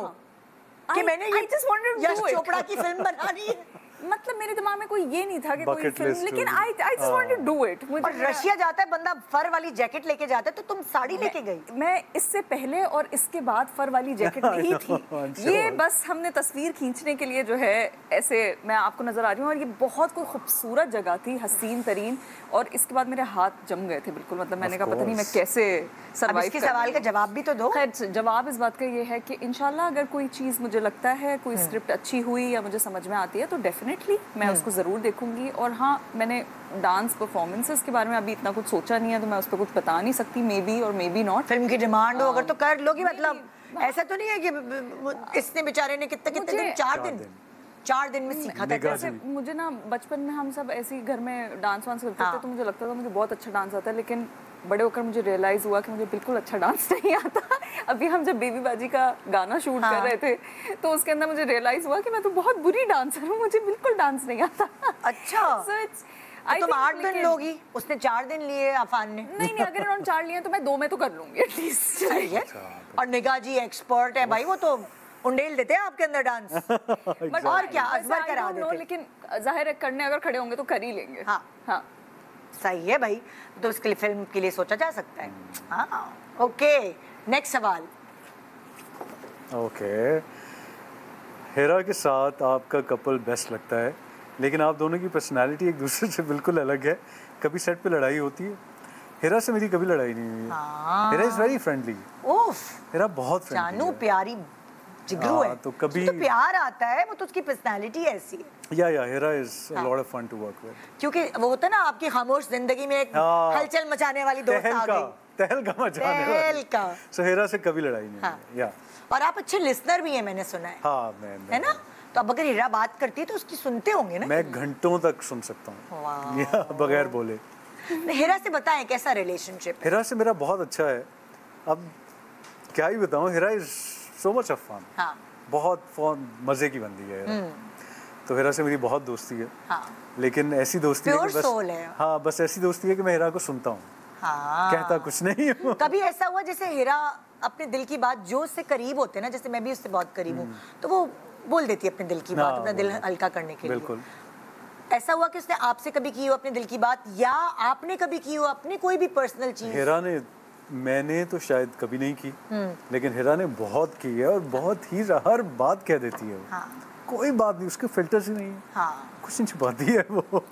तो आप कभी उसे समझाते हैं? जैसे मैं उसे कभी कभार समझाती हूँ, मैं बहुत जब वो डिप्रेस होती है। अच्छा खैर हेरा, मुझे था कि शायद मैं ही आपको समझाता हूँ, मुझे आइडिया नहीं था कि आप हर एक को कॉल्स करके नहीं, हर एक को नहीं करती हो, हर एक को नहीं करती, जिसकी केमिस्ट्री उसके साथ मिलती है ना। लेकिन वो कहती है कि, और हेरा की एक बहुत अच्छी बात है, जब आप उसे समझाएं ना तो वो समझ जाती है।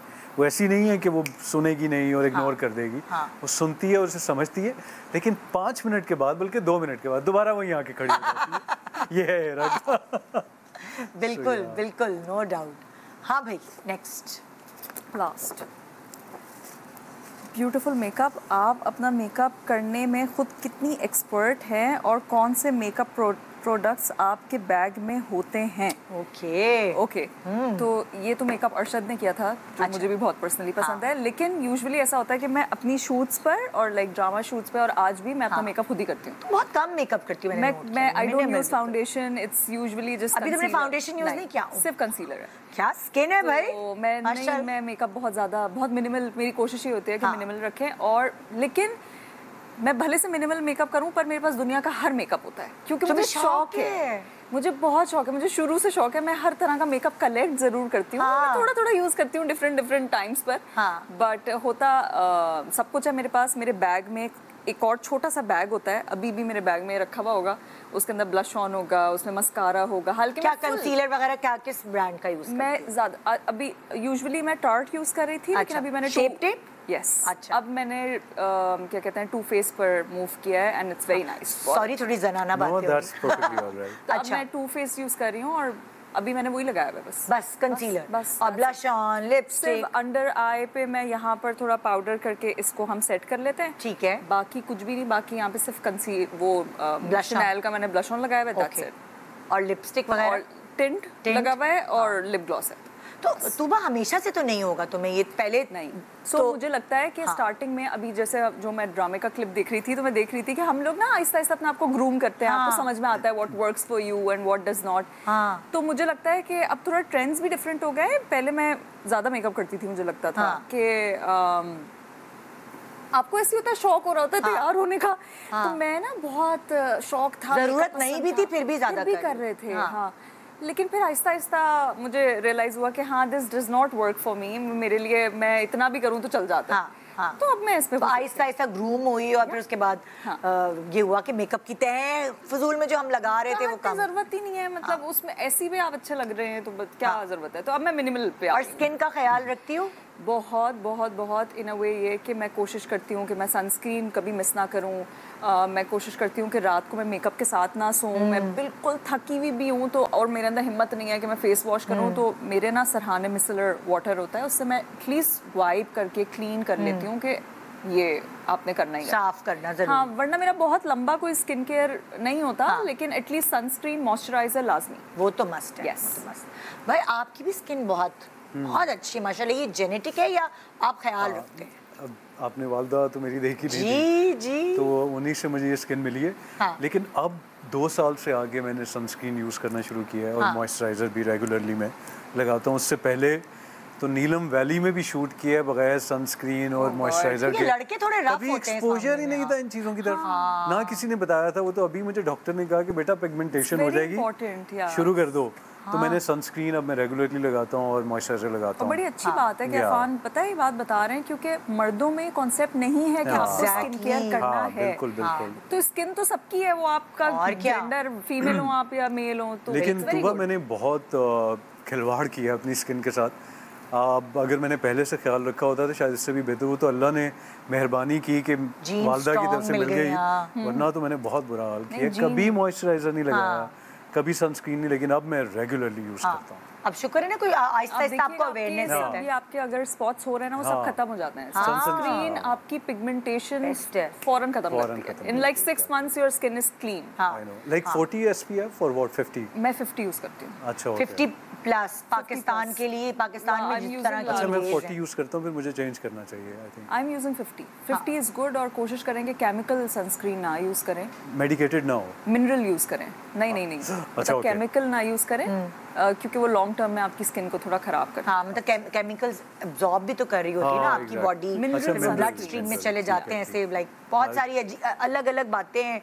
कोई कहता है कि ना यूज करें, ना करें, कोई मतलब अब हमने यूज करना शुरू किया, आदत बना ली है, तो अब ये आ गया है नई साइंटिफिक टेक्निक कि नहीं भाई करना चाहिए। एग्जैक्टली, मुझे लगता है सबको अपने अपने स्किन के हिसाब से ना आपको पता चल जाता है what's working for you and what's not. आप रिसर्च करो, आपको जो चीज आपका दिल जहाँ ठुकता है वो आप करना स्टार्ट। लेकिन ऑनेस्टली मैंने फर्क देखा मॉइस्चराइजर लगाने के बाद स्किन में वो इलास्टिसिटी थोड़ी आ गई। खाने से, कुछ चीजें लगाने से अच्छा हेल्दी मील। ये बात नोटिस की है कि मर्द हजरात सिर्फ साबुन भी यूज करते हैं, उनकी स्किन इतनी अच्छी होती है, पलकें इतनी शानदार होती हैं, हम इतना कुछ करके भी इसलिए क्योंकि उनके हार्मोन्स एक जैसे रहते हैं। हमारे इतना फ्लक्चुएट, पता नहीं फेजेस चल रहे होते हैं। बिल्कुल। एक ब्रेक ले रही हूँ, ब्रेक के बाद देखते रहिए शान सहूर। वेलकम बैक, शान सहूर। और ये मेरे साथ दुश्मनी है, मेरे सामने इतनी प्यारी प्यारी मज़े मज़े की मिठाइयाँ रख दी गई है। मैं बेहोश होने वाली हूँ क्योंकि मैं डाइट कर करके थक गई हूँ। क्या क्या रखा है मेरे सामने? गुलाब जामुन, बेसन के लड्डू, खोपरे वाली मेरी फेवरेट मिठाई चमचम और कच्चा गोला, पता नहीं क्या क्या जी मरवा दिया मुझे मेरी टीम ने। शीर खुरमा तैयार है? गुलाब जामुन की रेसिपी। जी, गुलाब जामुन की रेसिपी मैं आपको बताया दूँ। देखिए, गुलाब जामुन बनाने के लिए अक्सर जो गलतियाँ होती हैं उसके बारे में पहले बात करते हैं। इतनी लंबी बात करने का टाइम नहीं है भाई साहब। नहीं, लंबी नहीं होगी। देखिए, ये है फुल क्रीम मिल्क पाउडर। ठीक है। अक्सर घर में जो खवातीन बनाती हैं इस पाउडर से बनाती हैं, तो इसकी सही नहीं बनती गुलाब में। जो असल जो बेकरियों में मिठाई की शॉप पे बनती है, इस पाउडर की बनती है। ये कौन सा पाउडर है भाई? ये हाफ क्रीम मिल्क पाउडर है, इसको नॉन फैट मिल्क पाउडर भी कहते हैं। हाफ क्रीम मिल्क पाउडर कहाँ ढूंढेंगे? ये मिल जाता है शॉप पे, जैसे मतलब जहाँ पे मिठाई का मटेरियल वगैरह मिलता है, बेकरी की चीजें मिलती हैं, बेकिंग स्टोर से भी मिल जाता है। तो ये आपने लेना है 250 ग्राम। ठीक है। 160 ग्राम इसके अंदर मेल्ट किया हुआ घी है, ये मेल्ट किया हुआ। ठीक है। और 160 ग्राम आपने लेना है पानी। ठीक है। अब इन तीनों चीज़ों को मिक्सिंग कर लेनी है। ओके। पहले घी के अंदर पाउडर को हल करना, उसके बाद पानी डाल के इसको मिक्स करके कोई 25 से 30 मिनट इसको रख देंगे। आटे की तरह हो जाएगा ये? जी बिल्कुल, आटे से थोड़ा सा पतला हो जाएगा जैसे ना। अच्छा, इन्होंने कहा कि आपने लिया घी मेल्ट करके और पानी लिया, जितना घी है उतना ही पानी। जी, उतना ही पानी। ठीक है, एक प्याला है। फिर आपने जो क्या ये कौन सा half cream milk powder, half cream milk powder लिया, उसको इस पे मिक्स करने के बाद कुछ आटे की तरह बन गया। जी, आटे की तरह बन गया। इसको 25 से 30 मिनट स्टे दे दें ताकि थोड़ा जम जाए। थोड़ी देर छोड़। हाँ, उसके बाद आपने इसमें अंडा शामिल करना है आधा। अच्छा, उसी मिक्सचर में फिर इन्होंने कहा अंडा शामिल करें, हाँ, वो भी आधा अंडा जर्दी और सफेदी दोनों? जी, दोनों मिक्स करके। और 3 ग्राम खाने का सोडा जो होता है ना, बेकिंग सोडा, 3 ग्राम खाने का सोडा, बेकिंग पाउडर नहीं, बेकिंग सोडा, वो शामिल कर दें। और इसके अंदर 100 बेकिंग सोडा, बेकिंग पाउडर नहीं, रिपीट कर रही हूँ।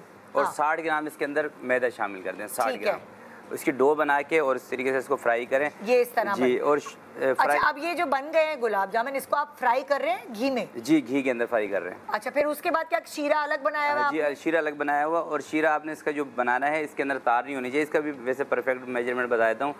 एक कोई बर्तन ले लें, मतलब प्याला, उसी के अंदर चीनी लें, हाँ। और उसी से आप पानी का नाप करके बना लें शीरा। बस ठीक है। परफेक्ट हिसाब है, ना 1 तार बनानी, ना 2 तार, कुछ नहीं करना। ठीक है। और इस तरीके से इनको फ्राई कर लें। और हाँ। जब आपने तेल के अंदर डाली ना, घी के अंदर गुलाब जामुन, उस टाइम पे इसका टेम्परेचर कम होना चाहिए। सही। जैसे गुलाब जामुन ऑयल से ऊपर आ जाए, उसके बाद आपने ऑयल इसका फ्लेम हाई कर लेना है। और जब थोड़ी सी जान में आ जाए ना, थोड़ी सी सिक जाए, उसके बाद हल्की आंच करके, जैसे अभी मैं इसको सिकाई कर रहा हूँ ना, देखें इस तरीके से कोई 10 से 12 मिनट तक आपने इनको मतलब सेक लेना, ब्राउन करना है। जी। अगर तेज चूल्हे पे इसको ब्राउन करते हैं तो बीच में से गुठली आ जाती है। ओह, ये इसकी टिप अच्छा, है। ये स्टेप है। हाँ। तो अब ये तो हो गया। अब कच्चा गोला जो है उसकी आप मुझे कब बताएंगे? जब मैं मेहमानों को इधर लेकर आऊंगी। जी, ठीक है, चलें जी। ये गुलाब जामुन की कहानी आपने सुन ली, अब कच्चा गोला जो है एंड में पता चलेगा। अब मैं आ गई हूँ जी अपने मेहमानों के पास, और अब हम मौका देंगे आपको कि आप कॉल्स करें और अपने मनपसंद सवाल हमारे मेहमानों से पूछिए, लेकिन हद में रह के पूछिएगा। चले भाई, पहली कॉलर कौन है?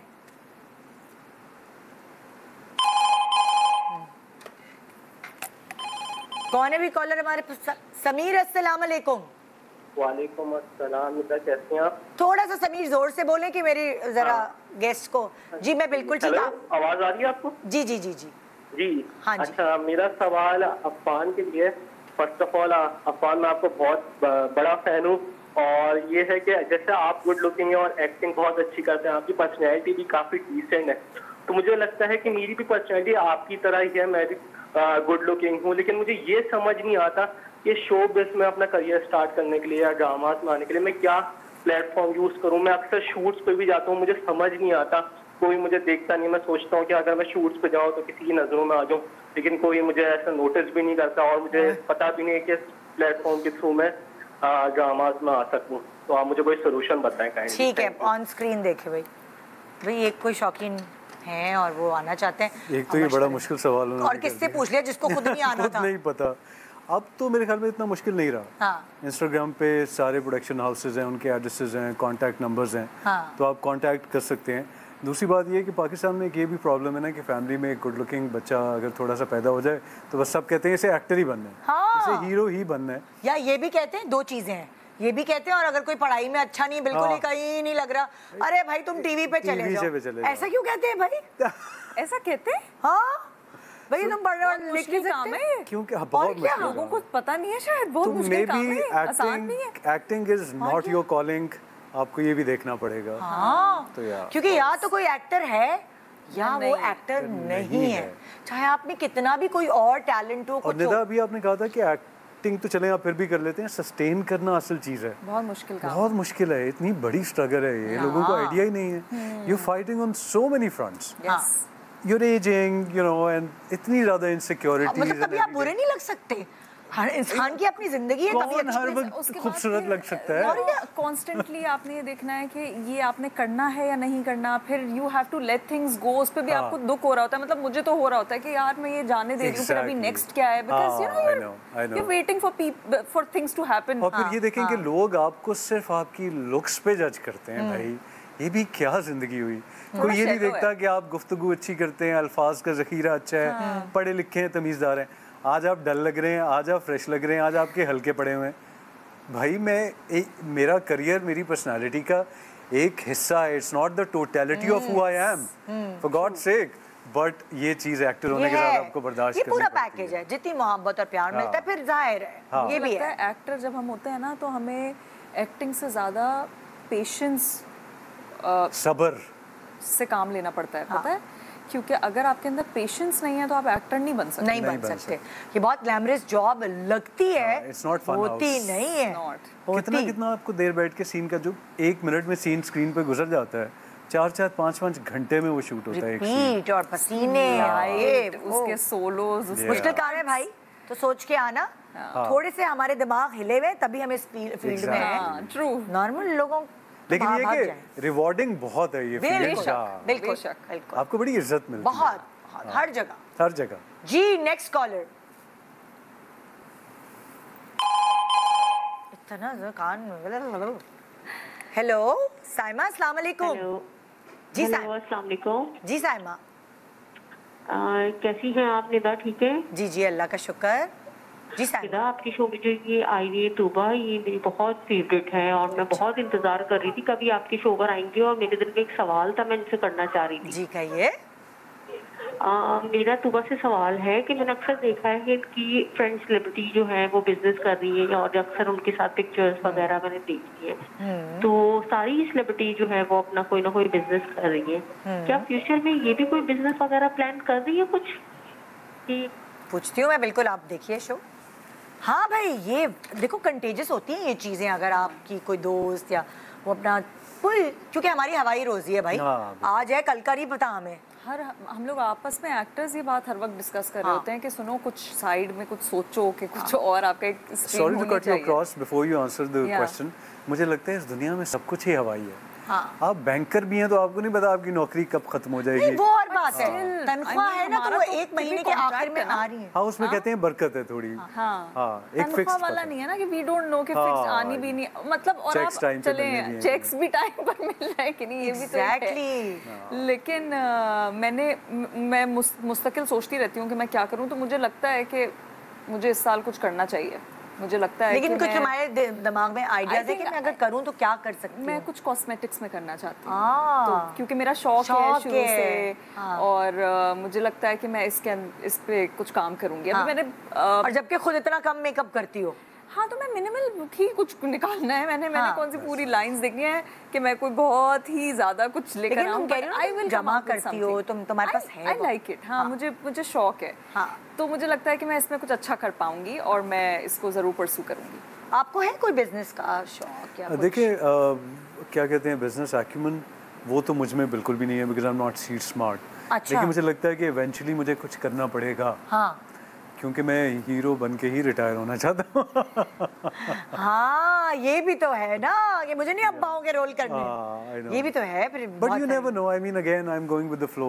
मैंने जब प्लानिंग की वो नहीं पूरी होनी। नहीं प्लान करें, चुप करके बस मैं चलता जा रहा हूं। बेचारा डर गया है अब तो। और मेरा मतलब है जिंदगी है, इतना सीरियस लेने की क्या जरूरत है यार। We take it very seriously. True. अब आपने अपनी जिंदगी को हवाले कर दिया है अल्लाह के ऊपर एतमाद करके। वैसे तो सभी करते हैं, लेकिन के जो मेरी जिंदगी में होना है वो बस यूं होगा। जो हो रहा है वो आप ऑनेस्टी और मेहनत के साथ करें। हाँ। बाकी इतना धींगा मुश्ती करने की जरूरत नहीं है। ट्रू। कोई फायदा नहीं है। अच्छा, अगर मैं इससे पहले अगला फोन है, मैं अगर आपको होस्टिंग की ऑफर हो। अब Nida, I would love to because I started off as a host. अब उसके बाद फिर एक्टिंग का वो जो हुआ, तो मैं तो अब भी चाहूँगा कि होस्टिंग हो और मैं एक्टिंग छोड़ दूँ बिल्कुल। सीरियसली? अच्छा, लेकिन होस्टिंग में बहुत बोलना पड़ता है, फिर अफान वहीद कैसे इतना बोलते? नहीं, वो मैं कर लूँगा। जब मुझे दूसरों से पूछना हो वो मैं कर लेता हूँ। हाँ। अपने बारे में बात करना मुझे थोड़ा मुश्किल लगता है। कभी कभी कुछ इंट्रोवर्ट होते हैं लोग, कुछ वो इतना ज़्यादा नहीं अपने बारे में नहीं। मुझे लगता है क्या बताऊँ अपने बारे में मैं। लेकिन दूसरों के बारे में मैं 12 घंटे तक पूछ सकता हूँ। Very good. क्वेश्चंस बहुत है मेरे पास करने के। जबरदस्त जबरदस्त। Next collar. हेलो नूर, आपकी आवाज थोड़ी कम आ रही है, दोबारा बोले। अस्सलाम वालेकुम, कैसे हैं आप? वालेकुम अस्सलाम, बिल्कुल ठीक। जी नूर। जी, मुझे अफान से सवाल करना है। ये आवाज कट रही है, अफान से सवाल करना है। हाँ, आवाज कट रही है, बिल्कुल कुछ समझ नहीं आ रहा। दोबारा कर लें, क्योंकि कुछ नहीं समझ आ रहा। मुझे सिर्फ अफान समझ आया और कुछ समझ नहीं आया। मुझे भी अफान ही है ना। वैसे आप लोगों को कभी फैंस वगैरह इस तरह रॉन्ग कॉल्स या कुछ ऐसी चीजें आती है? बहुत ज्यादा। हाँ, बहुत।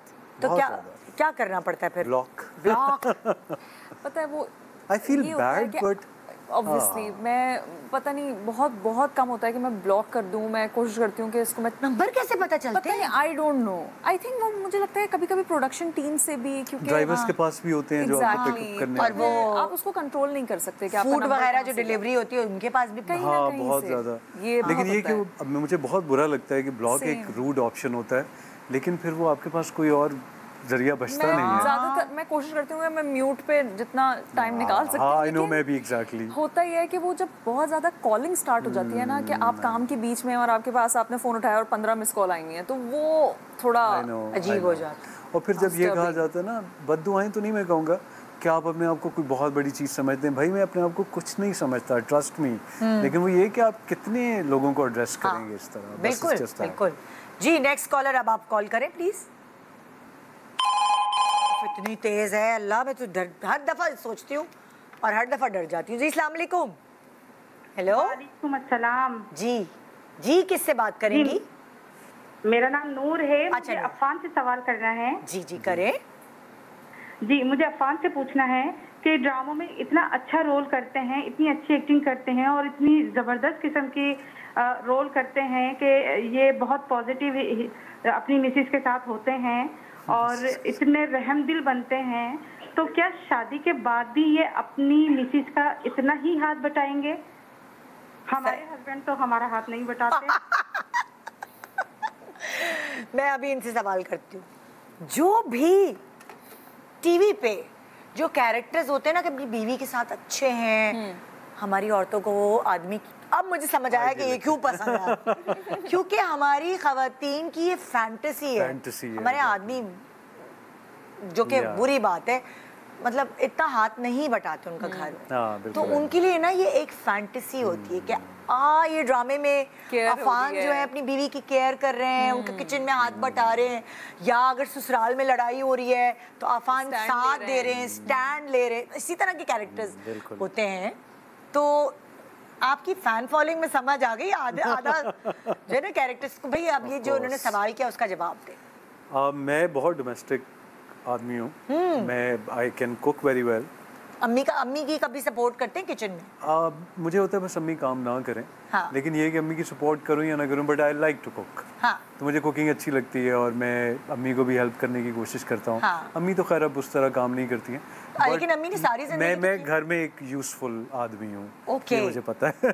अच्छा। हाँ, मैं घर के कामों में हाथ बटा देता हूँ। हाँ। Even at times house help का भी हाथ बटा देता हूँ। सीरियसली? मुझे जब उनके चेहरे पे थकन दिखाई देती है तो मैं उनका थोड़ा सा काम कर देता हूँ। Very nice. ये पता है क्या, आपका ना आपका चेहरा आपका आईना होता है। बिल्कुल। तो आप जो इतने शरीफ से लगते हैं, ड्रामों की वजह से नहीं, आपकी पर्सनालिटी है ऐसी, और लोग जज कर लेते हैं। लोग कर लेते तो ये सही चमक रहा है इनका चेहरा। जीन्स तो है ही, ये भी वजह है। जी नेक्स्ट कॉलर। अस्सलाम वालेकुम। वालेकुम अस्सलाम। जी अरीज, कैसी हैं निदा? बिल्कुल ठीक जी। क्या सवाल है, किससे? मेरा सवाल तूबा से है। जी तूबा, आपके बाल माशाल्लाह बहुत प्यारे हैं और जेट ब्लैक कलर के हैं। मेरे बच्चों के बाल ना गिरते भी बहुत हैं और इतने घने भी नहीं है, मतलब ना, तो आप मुझे कोई तरीका बताएं, आप क्या यूज करती हैं जो मेरे बच्चियों के बाल सही हो जाएं? अभी हम पूछ के बताते हैं। वैसे तूबा, अभी तुमने बाल कटवाए, लेकिन जब तुम आई थी इंडस्ट्री में तुम्हारे माशाल्लाह मेरे बहुत अच्छे बाल थे। अभी मुझे लगता है अभी मेरे बाल उतने अच्छे नहीं रहे, क्योंकि मुस्तकिल हम स्टाइलिंग कर रहे होते हैं और मुस्तकिल हीट लग रही होती है, ब्लो ड्राई हो रहा है, तैयार हो रहा है, तो मेरे बाल बहुत कम हो गए, वरना वैसे I have very good hair. और ये तुम्हारी अम्मी अब्बू से विरसे में मिला? बिल्कुल अम्मी आई थिंक। और मेरा जो ओरिजिनल बालों का कलर है वो ब्लैक ही है। अभी मैंने डाई करवाया है। हाँ, हमें पता है भाई। तो वो मुझसे वो पूछ रही थी सवाल, तो मैंने कहा मैं बता दूं कि अभी मैंने थोड़ा अपना कलर चेंज किया है, थोड़ा ब्राउन सा किया है, लेकिन जेट ब्लैक तुम्हारे काफी अच्छा। मैंने शायद अपनी लाइफ में ये सेकंड टाइम डाई कराया होगा। मैं नहीं करवाती, मुझे इतना कोई शौक नहीं है, लेकिन वो मुझे हो रहा था कि बस हो गई है अब मेरी, अब मैं जो हूँ ना करवा लूँ। तो मुझे याद है कि कोई सालों तक मेरे बाल इतने रहे, मतलब कमर से नीचे तक मेरे बाल रहे, और फिर जब मेरी बस हुई है तो फिर मैंने इतने कटवाए। यस, हाँ मुझे आई डोंट नो, आपने शायद मेरे बॉब शायद देखा होगा। मैंने देखा है। तो क्योंकि मेरी बस हो गई थी, फिर मैंने तुम्हारी बाल अम्मा ने तेल लगा के बहुत मेहनत की है। बचपन से मुझे याद है, मैं जाती थी, हम जैसे मैं स्कूल जा रही होती थी तो अम्मी ना तेल डाल के चोटी कस के बांध कर ना ऊपर से, ताकि लाइक बालों का ख्याल रखना है शुरू से। तो मेरी पूरी स्कूल कॉलेज मुझे याद है मेरे बाल बहुत लंबे रहे माशाल्लाह से। अच्छा, अच्छे बाल रहे, लेकिन अब मैं कहती हूँ बाल अब वो वाले नहीं रहे। जान थक भी जाता है सारी जिंदगी यार, और फिर कैरेक्टर्स जो हैं वो आपको फिर अलग अलग किस्म के ऑफर होते हैं ना। तो अब मेरा बड़े बालों में मेरा नहीं दिल चाहता अब ज्यादा बाल लंबे करने का। मेरा दिल अभी भी जैसे मुझे इतना दिल चाह रहा है मैं बाल अपने दोबारा से छोटे करवा लूं। बहुत दिल चाह रहा है और मैं नहीं करवा रही, क्योंकि वही टीवी के लिए आपको इतना मतलब थोड़ी आपको लेंथ चाहिए होती है ना। और सब मुझे कहते हैं नहीं बाल नहीं कटवाना स्क्रीन के लिए, मतलब एक्सटेंशन, क्योंकि कभी आपको कैरेक्टर्स चाहिए, कुछ चाहिए तो फिर चुटिया बांधना ही है। आप यकीन करें, I am resisting the urge to do it. I really want to cut my hair short. Oh जबरदस्त भाई, क्या बात है। अब ऐसा ना हो कि लड़की जो चाहती है वो कर लेती है, बाल कटवाए हुए। अगली दफा मेरे पास इंटरव्यू पे आए बॉब कट। अच्छा, you look very young in person.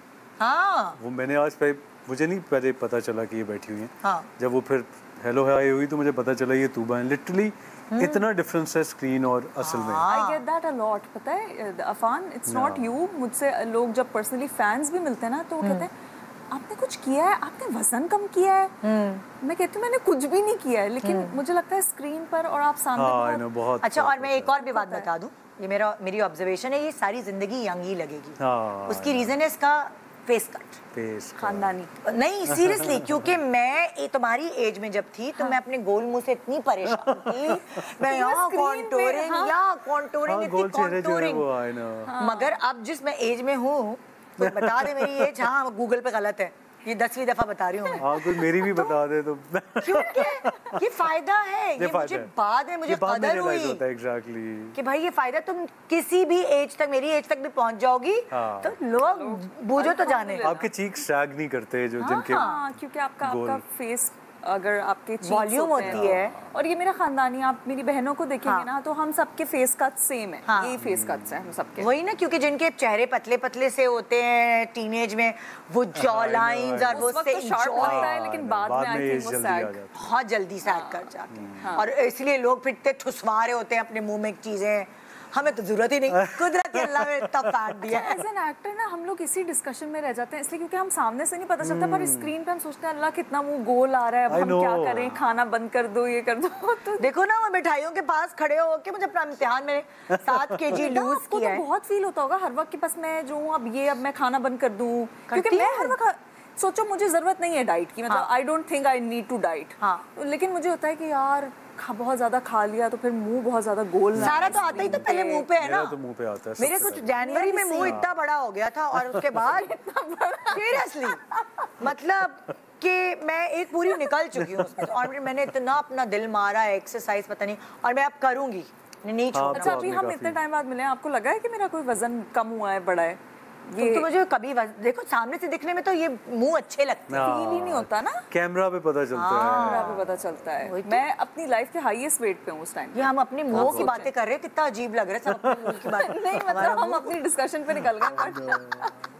अच्छा, आइए भी, हाँ हम तीनों का एक ही प्रॉब्लम है। हेलो हेलो कोमल, अस्सलाम वालेकुम। वालेकुम अस्सलाम। निदा, कैसी हैं आप? जी अल्लाह का शुक्र। जी कोमल, क्या कहेंगी? जी मेरे आज 2 क्वेश्चन अफान से। अच्छा, दो क्वेश्चन एक साथ? जी 2 क्वेश्चन एक साथ है। सबसे पहले तो मैं अफान आपसे ये पूछना चाहती हूँ कि आजकल के जो हीरो कबीर सिंह वाले जो शाहिद कपूर बनना चाहते हैं, इनके बारे में आप क्या कहेंगे?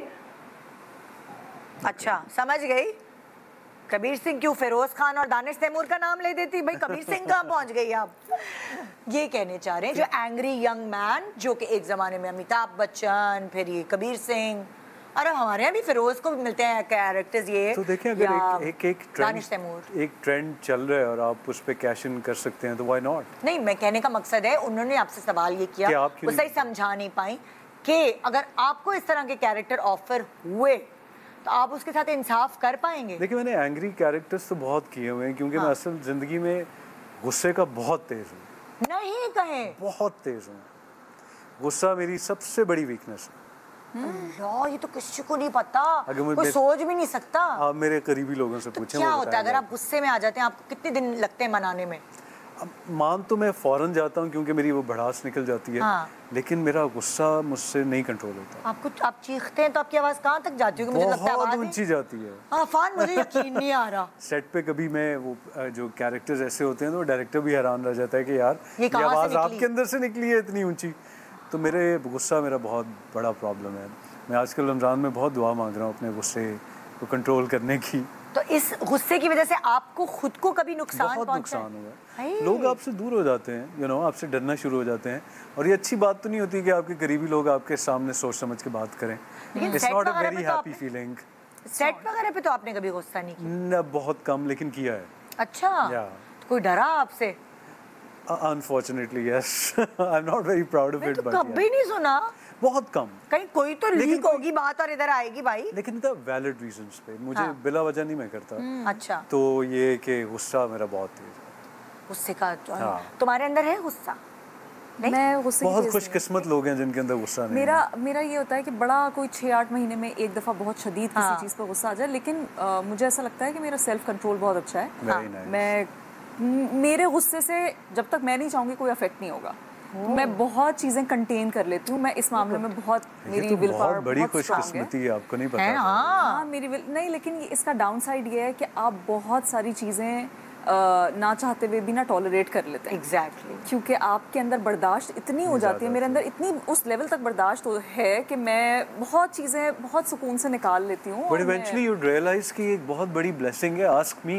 रियली? क्योंकि बहुत आपके अंदर भी फिर उसकी टूट भी तो है ना, उसका डाउन साइड ही है। जो आप गुस्सा पीते हैं, जो आप जज्ब करते हैं, उनके ऑर्गन्स पे असर होता है। बिल्कुल। फिर मुझे लगता है इसका एक बैलेंस कोई हाँ, उसका कोई मिडिल ग्राउंड कभी-कभार बहुत जरूरी, कोई एग्जॉस्ट होनी चाहिए चीज। हाँ, क्योंकि फिर वो जब बहुत टाइम बाद आप फटते हो ना, तो फिर वो बहुत बुरा होता है। वो आपके लिए भी, आपकी सेहत पर भी बुरा असर देता है। लेकिन वैसे मैं बहुत गुस्से की तेज नहीं हूँ। गुस्सा मुझे बहुत चीजों पर आता जरूर है, पर कंट्रोल बहुत बहुत अच्छा। और आप जो है वो क्या अभी गुस्से के तेज हुए हैं या बचपन से हैं? नहीं, मैं बचपन से। अम्मी अब्बू बताते होंगे ना। I've taken after my dad because मेरे अब्बू गुस्से के बहुत तेज हैं। तो आई थिंक मैं उन पे गया हूँ। तो आपकी कभी पिटाई हुई है अब्बू से ऐसी गुस्से के चक्कर? बचपन में काफी हुई। पिटे हैं काफी? अक्सर बच्चे तो अम्मियों से पिटते हैं। नहीं, अम्मी तो बहुत एक काम सी। अम्मी आपकी बिल्कुल बहुत काम खातून है, प्यार करने वाली ममता की सूरत नहीं जो। मैंने ये नहीं कि वो मेरी माँ है लिटरली, मैंने उन जैसी खातून चाहे मैं तो मिली हूँ ना इनसे। आप तो मिली हुई कह रही थी, मतलब वो जो आपकी शायद शक्ल अब्बू से मिलती होगी, लेकिन मुझे एक पर्सोना है वो अम्मी से भी आया है।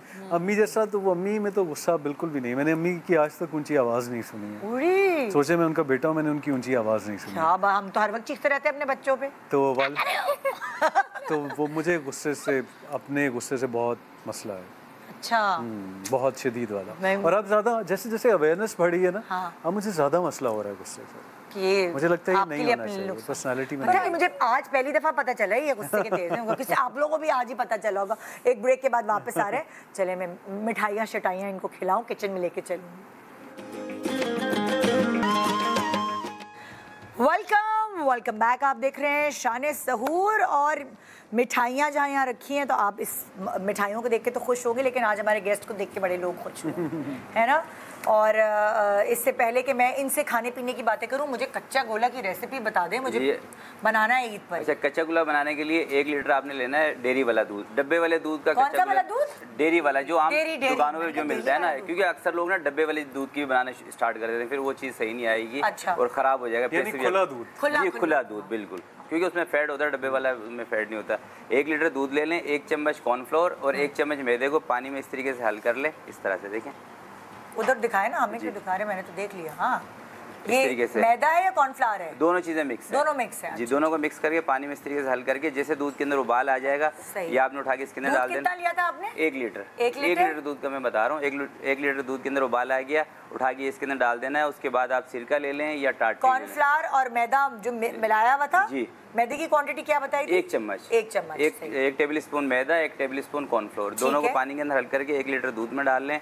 उसके बाद या तो टाटरी ले लें दूध फाड़ने के लिए, क्योंकि उसके बाद दूध को फाड़ना है, या फिर सिरका ले लें या फिर लेमन का रस ले लें। ये तीनों चीज़ों में से जो भी चीज़ हो वो लेके दूध को फाड़ लें। जब दूध फट जाएगा दानेदार हो जाएगा। अच्छा। उसके बाद उसको किसी भी मलमल के कपड़े में स्ट्रेनर पे निकाल लें।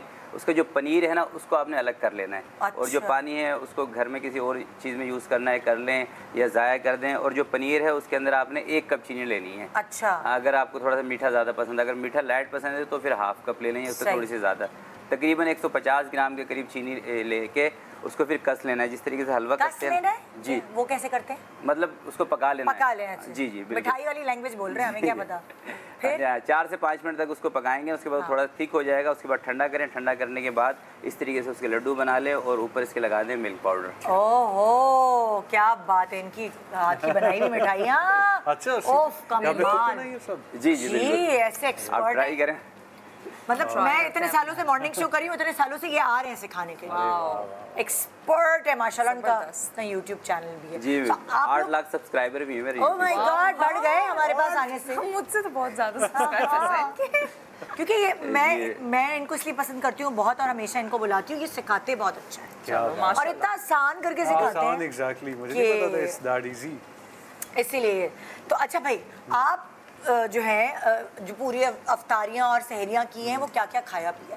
मुझे लग रहा है आपने तो कुछ नहीं खाया। नहीं, मैंने सब कुछ खाया। मैंने भी सब खाया। मेरा बस यही भी आपने बताया था आपको। मैंने वजन, मैं ये सोच रही थी रमजान शुरू होने से पहले कि अब वजन कम होने का वक्त आ गया है, लेकिन नहीं, वजन बढ़ने का वक्त आ। नहीं तो पकौड़े फ्राइड आइटम्स चल रहे हैं। थोड़ी होती है, बहुत ज्यादा नहीं खाता। लेकिन आई थिंक ये महीना ऐसा होता है इसमें सबके घरों में ना ये फ्राइड आइटम्स आते हैं और उसको एंजॉय कर लेना चाहिए ये सोचे बगैर, क्योंकि ये तो चलता रहता है। मतलब पकौड़े या तो बारिश में बनते हैं या रमजान में है ना, जैसे लाल शरबत रमजानों का मतलब स्पेशल, बगैर अधूरी होती है ना, नहीं होता दस्तरखान।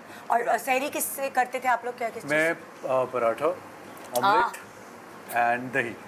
और तो अम्मी लाजमी पराठा और दही लाजमी। अम्मियों को ये होता है ना मेरे बच्चे भूखे ना रह जाए, पराठा खिला दो। उनको ये बेटा एनर्जी लगेगी, पूरा दिन काम करना है, अच्छा खाओ। उससे प्यास भी कम लगती है दही खाने से। हाँ, दही तो लाजमी।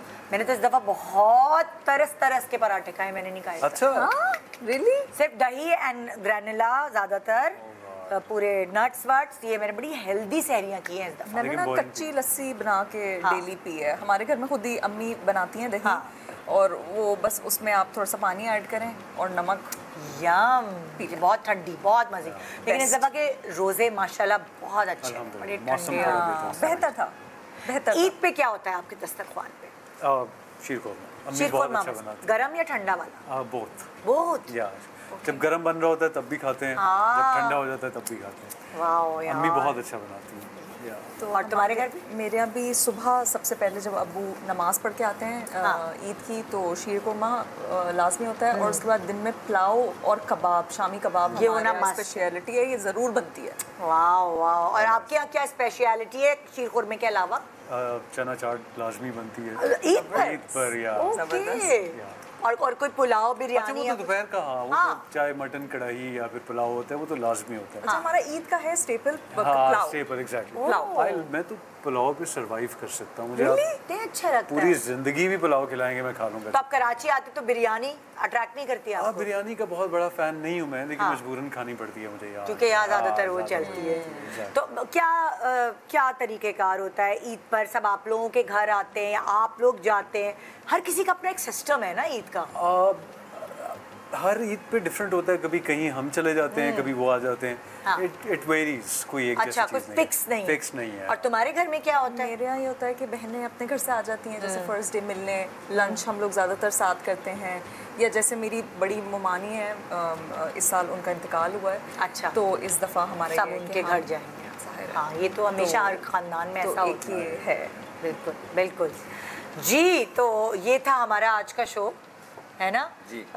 मिठास जो है वो इन दोनों की वजह से तो थी, लेकिन आज आपकी वजह से भी थी। थैंक यू सो मच कि आपने गुलाब जामुन, शीर खोरमा और कच्चा गोला बनाना हमें सिखाया। तो थैंक यू, बहुत शुक्रिया आप लोगों का टाइम निकाल के शो पे आने का। ये आखिरी जो दिन होते हैं ना, बड़े मुश्किल होता है टाइम निकालना। बिल्कुल सही है। Thank you so much. Thank you for having us. Thank you आपका भी शुक्रिया। तो ये था हमारा आज का शो। इंशाल्लाह आपसे मुलाकात होगी। ज़बरदस्त ईद के शोज आपके लिए डिज़ाइन किए हुए हैं, ज़रूर देखिएगा और अपनी ईद का हिस्सा हमें भी बनाएगा। शान सहूर, अल्लाह हाफ़िज़।